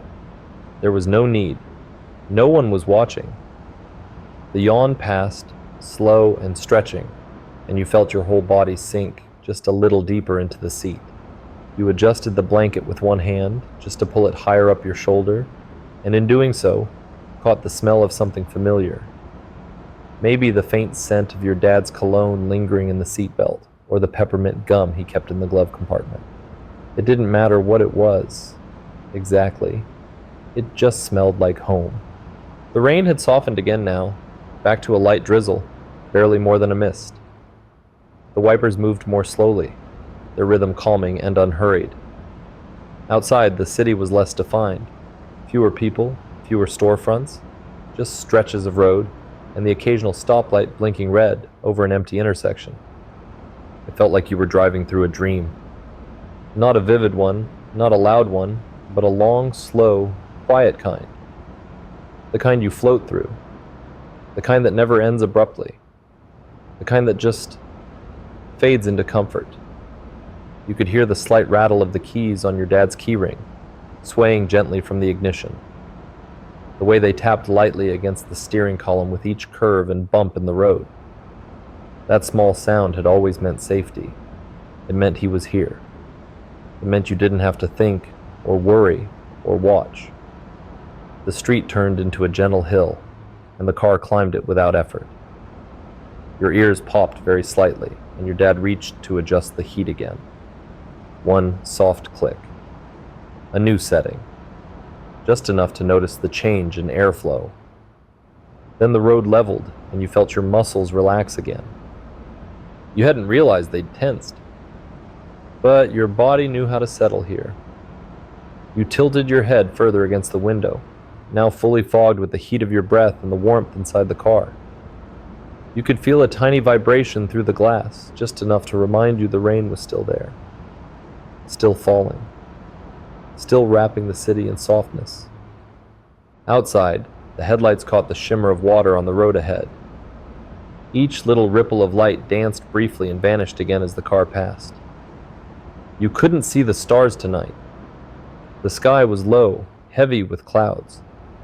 But you didn't need to. The lights below were enough. A stoplight blinking in the distance. The red taillights of another car a block ahead, glowing like coals in the dark. And beyond that, just stillness. The whole city seemed to have agreed to be quiet for you. And you accepted its offer. The music on the radio faded into the background again, replaced by another voice. Soft, slow, gentle. Someone talking about the weather. You didn't catch the words, only the tone. Everything was winding down. Your breathing matched the rhythm of the engine. You could feel your heartbeat in your hands, your chest, your toes. Slow, steady, wrapped in warmth. The car took another slow turn. You felt your body lean slightly, then settle. The blanket shifted again, just a bit. You didn't move to fix it. You didn't need to. You were somewhere in the middle of a drive, in the middle of a city, in the middle of the night. And none of that mattered. All you needed to know was this. Your dad was driving. The rain was falling. The road was ahead. And sleep was already on its way. The world outside your window had softened. The longer you stayed curled up in the back seat, the more the scenery blurred. Rain-smeared lights, distorted outlines, shimmering puddles, all sliding past like a moving painting. Your breath had fogged the glass in patches, leaving translucent halos where the light leaked through. You didn't wipe it away. You liked the way the world looked through the haze, far away, untouchable, like something remembered from a dream. The drops on the window danced slowly. Some streaked downward in straight, steady lines. Others curved or hesitated, then trickled diagonally before merging with a wider trail and vanishing into the bottom edge. You watched them the way someone might watch fish in a tank or flames in a fireplace, not trying to follow, just letting your mind sink into the rhythm. One large drop held your gaze. It trembled at the edge of its path, then slid slowly toward a waiting streak, joined it, and disappeared. You smiled, barely, a breath of a smile. Not because anything was funny, just because it felt good to notice something small. In the front, your dad hadn't said a word, but somehow you could feel that he knew you were awake, sort of. Awake in the way that meant your eyes were open, but your thoughts were not entirely in the car. He didn't interrupt. He never did. He knew these late-night drives had their own kind of magic. The heater's hum filled the silence, punctuated now and then by the hush of wet tires or the gentle thud of a pothole smoothed over with years. The car didn't jolt. It swayed, as if the road knew it was carrying someone on the edge of sleep and agreed to be careful. Through the fog glass, the city looked unfamiliar, even though you knew it. A bakery passed by, closed now, but with a soft lamp still glowing in the back. A row of apartments rose in the distance, their windows glowing in soft yellows and blues. You imagined the lives inside. Someone washing dishes, someone reading by a lamp, someone carrying a baby to sleep. You didn't know them. You never would. But it was comforting to think of all the people out there, tucked into their own corners of the night, all drifting toward rest. The traffic lights made patterns across the car ceiling as you passed beneath them. Red, yellow, green, blinking and pulsing and casting soft glows that faded like fireflies. You leaned your head against the window again, adjusting just slightly so that your cheek touched the cool glass. Your fingers curled a little under the blanket, finding the edge and pressing it close to your chest. Your thoughts were slow now, heavy, the kind that didn't form sentences, just impressions, memories, shapes. You remembered riding in the back seat when you were small, before you could see over the window ledge without a booster. The rain then had seemed like it was falling from space, and the car had felt like a tiny spaceship floating through a silent, glowing world. You remembered asking questions. Where are we going? Can we stop for hot chocolate? Why do raindrops race each other? Your dad had always answered with calm patience, even if he didn't know the answer. He'd say, "Let's see," or "That's a good one," or sometimes, "What do you think?" You imagined asking him now, "Why does this feel like the safest place in the world?" But there was no need. You already knew the answer. It was in the heater's hum, the rhythm of the wipers, the way your body had settled completely into stillness. It was in the way your dad drove, not fast, not slow, just steady. Never jerky, never rushed, always smooth. Every turn a gentle invitation. Every stop a pause, not a jolt. The car coasted through another stretch of empty road, and you closed your eyes again. Not to sleep just yet, but to rest. To let the motion carry you. With your eyes closed, the sounds became even more vivid. The soft hum of the road, textured and layered. The creak of the seatbelt clip whenever the car leaned left. The slight gurgle of the rain in the gutter as you passed a corner storm drain. The distant chime of a bell inside a convenience store as someone opened the door. All of it blurred together into a lullaby of the city at night. A city breathing with you. Your breath was slow now. In dot, dot, dot, pause, outside. You imagined the clouds hanging low over the rooftops. Imagine them like a giant, gentle blanket stretched across the skyline, pressing down the noise, the traffic, the sharp edges of the day.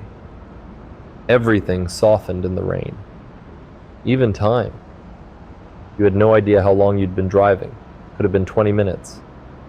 Could have been an hour. But it didn't matter. That was part of the peace, the sense of being carried, of not needing to track, or think, or plan, of just moving forward. The world through the window was pure dream now. Neon signs, hazy and blurred. Crosswalk signals blinking softly in the drizzle. The headlights of the car behind you glowing like distant stars filtered through the mist. You opened your eyes again, just a little. The light from a passing billboard flickered across your face. A soft flash, then gone. You watched a drop of rain slide slowly from the top of the window to the bottom, lazy and aimless. You could almost hear it move. You could almost feel the world exhale. The car turned again, down a side street, quieter now. You recognized this part of town. Tree-lined blocks, big sidewalks, old buildings with awnings and ivy. The trees hung low, their branches heavy with rain, some brushing the top of the car as you passed beneath them. The sound was like a whisper, like fingers brushing against fabric. You imagined the trees talking to each other, saying, "Shh, someone's trying to sleep." You let your eyes drift closed again, and this time a picture formed in your mind. Half memory, half dream. You were still in the car, still tucked into the back seat, but now you were drifting above the road, floating just slightly, the wheels skimming over puddles without touching them. The world had slowed even more, until everything outside the window moved like a dream, soft and gold and flickering. Your dad's silhouette was still at the wheel. He didn't say a word. He didn't need to. He was the one keeping the car between the lines, the one who knew the turns by heart, the one who adjusted the heat without asking, who checked your blanket in the rearview mirror, who made sure the music stayed low and the tires stayed steady and the ride stayed soft. You felt the car slow, just slightly as it reached a stop sign, then coast again. You let out a long breath. You didn't even realize you'd been holding it. The next breath was deeper, fuller. You sank another layer down, the kind of sinking that had no bottom. That asked for nothing. That just welcomed you. The city continued to pass, quiet, gentle, distant. But it no longer mattered where you were, because now you were nowhere, and you were everywhere. You were part of the window fog, part of the rain, part of the warmth between the vents and the blanket and the steady hum of tires on wet asphalt. You didn't need to understand anything. You didn't need to decide or speak or listen. You just needed to be here, in this dream, in this seat, in this drifting. And so you did. The backseat had become something more than a seat now. It was a cocoon, warm, weightless, softly humming around you, like a lullaby made physical. You didn't remember adjusting your position, but your legs had folded neatly beneath the blanket, and your shoulder was resting in just the right hollow of the door. Every inch of you was still. Not the stiff kind of still, but the heavy, molten kind. Like your bones had finally decided to stop trying. The heater had found its perfect setting. Not too warm, not dry, not drafty. Just that slow, gentle current that flowed over your feet and up to your chest. It moved like a river of comfort, never abrupt, never too loud. You could hear it if you listened closely, but more than that, you could feel it, like your skin was breathing with it. A shift in the airflow whispered across your neck and then stopped. Your dad had cracked the front window open, just a little. You knew the sound of it well, the faint motor hum, the quiet tick as it settled into place. A thread of cool air drifted back into the car, barely noticeable, except in how it made the warmth feel even warmer. The contrast was soothing. The cocoon had layers now. Outer shell of cool mist, inner pocket of perfect heat.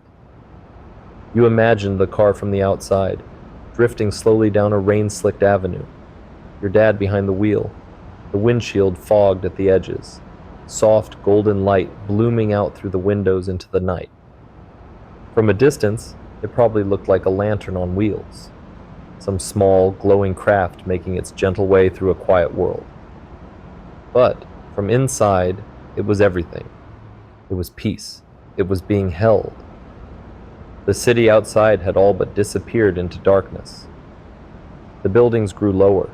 Trees leaned closer. Streetlights stretched farther apart, their glow falling in soft pools between shadows. The neighborhoods here were older, sleepier. Houses huddled beneath long porches, their windows glowing like warm eyes.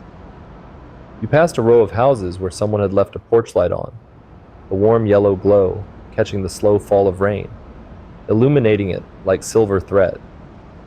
A few wind chimes clinked gently in the breeze, soft, irregular notes like bells trying to remember a song. The wipers moved again, swish, pause, swish. They were slower now, the rain less insistent. The drizzle had become more like mist. Still falling, still constant, but whisper light. Like the sky had grown tired too. You blinked slowly, your lashes heavy.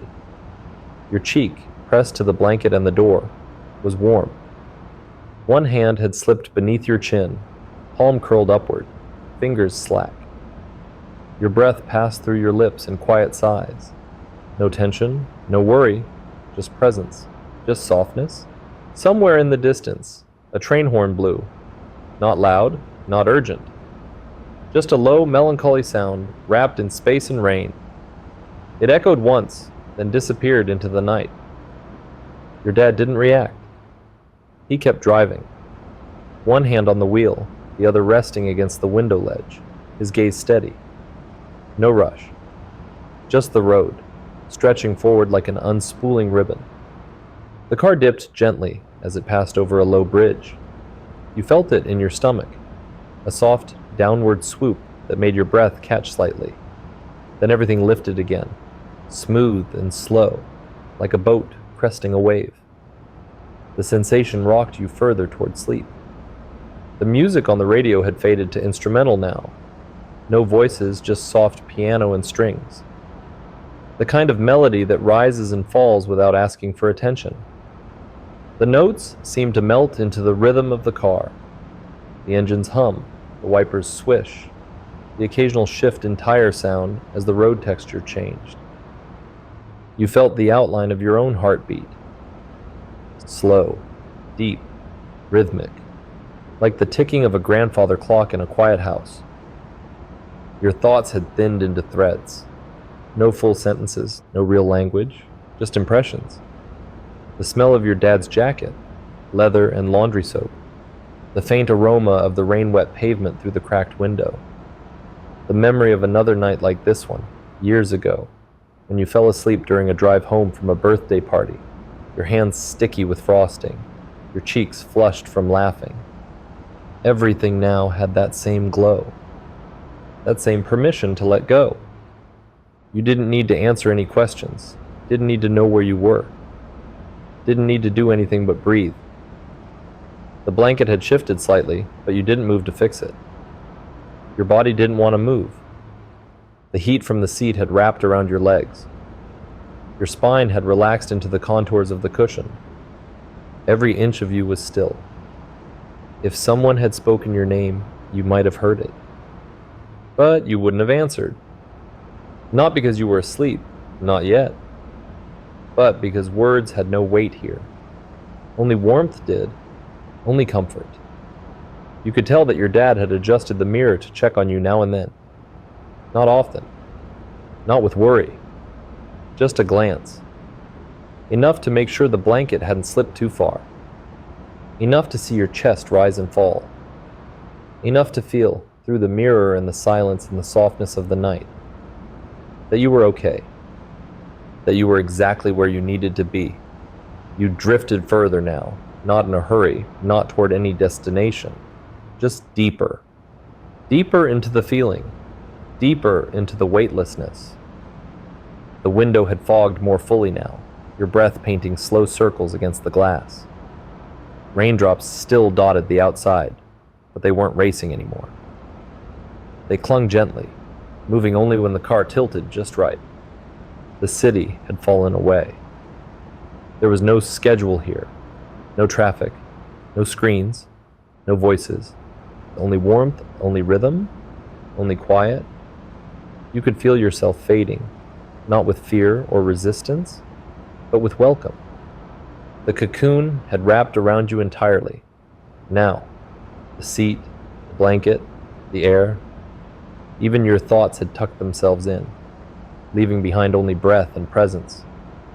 You hadn't moved in minutes. Your breath was so slow you could feel it, pulse by pulse, ease your body further inward. The car turned once more. You barely noticed. Only the soft change in direction, the way your shoulder leaned slightly toward the door. Then everything balanced again. Everything returned to stillness. The rain had stopped. You hadn't noticed that either, not when it happened.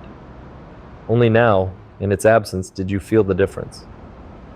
The car was quiet, the world outside hushed, and you, warm in your cocoon, were nearly gone. Not lost, not gone forever, just somewhere else, just held, just drifting. You could stay here forever, and for now, this small forever, this moment, you did. You weren't home yet. But it didn't matter. Home had already arrived, in its own quiet way, wrapped in fabric and motion, in warmth and breath and the familiar silhouette of your dad behind the wheel. The city had long since softened into something formless, its lights more suggestion than structure.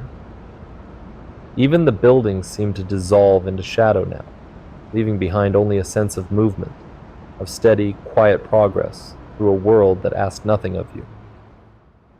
It could have been midnight, or later. Time didn't seem to apply anymore. You were beyond it, nestled in the soft rhythm of tires over wet road, the steady whisper of the vents, and the cocoon of stillness that had formed around you in the back seat. The rain had thinned to a mist. Outside, the world was just a low hum, a blurred glow, a faraway thing that couldn't quite reach you. Your breath came so slowly now.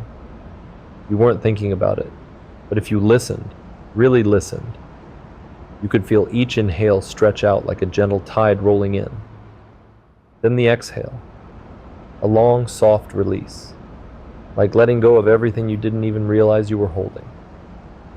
The window beside your face was completely fogged. On the inside, your own breath had painted a patch of gentle white, while outside, the mist and streetlight halos gave the illusion of clouds moving just inches away. You might as well have been floating through the sky itself, like a little spacecraft made of steel and softness and engine heat, drifting peacefully above the city that slept below. In the front seat, your dad shifted his hand on the wheel. Just once.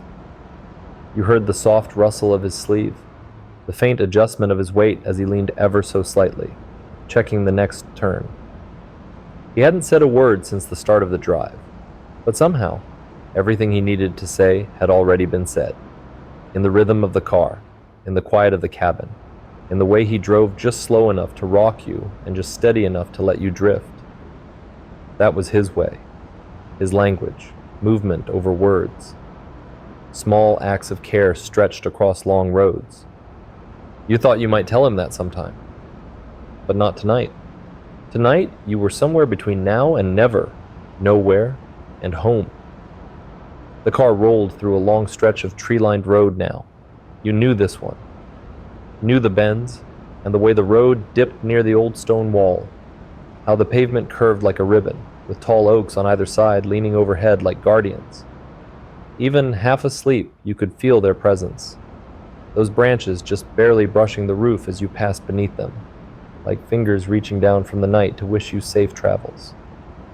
The wheels rolled softly over a strip of uneven road. A quiet bump. A sigh of shock absorbers. And then the smooth hum returned. You adjusted nothing. Moved not at all. Just breathed. Just listened. Just floated. A cat darted across the street far ahead.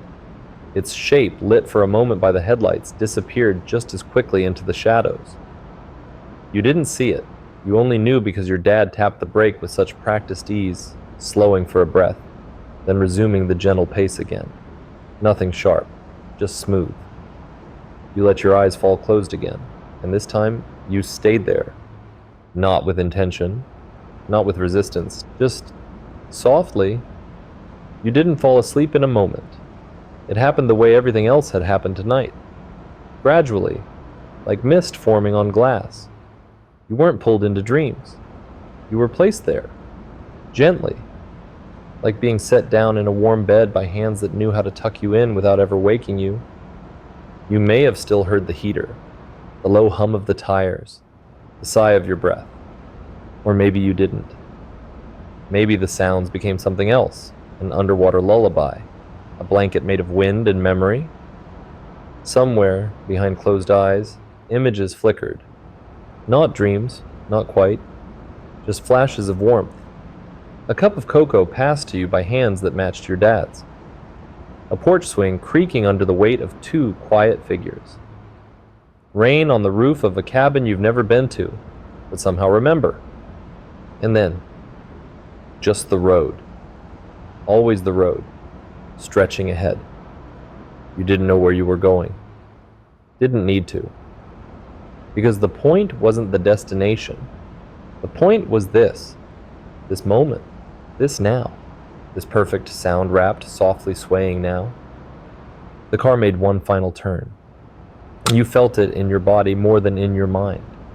A slight tip to the left, followed by the long, slow exhale of the car settling back into the straightaway.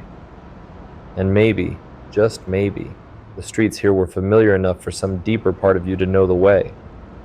But it didn't matter. You were already where you needed to be, still tucked in the back seat, still warm, still weightless, still safe. The world could keep turning. The rain could come and go. The lights could fade, and dawn could rise. And you would still be here, still drifting, still held, still asleep.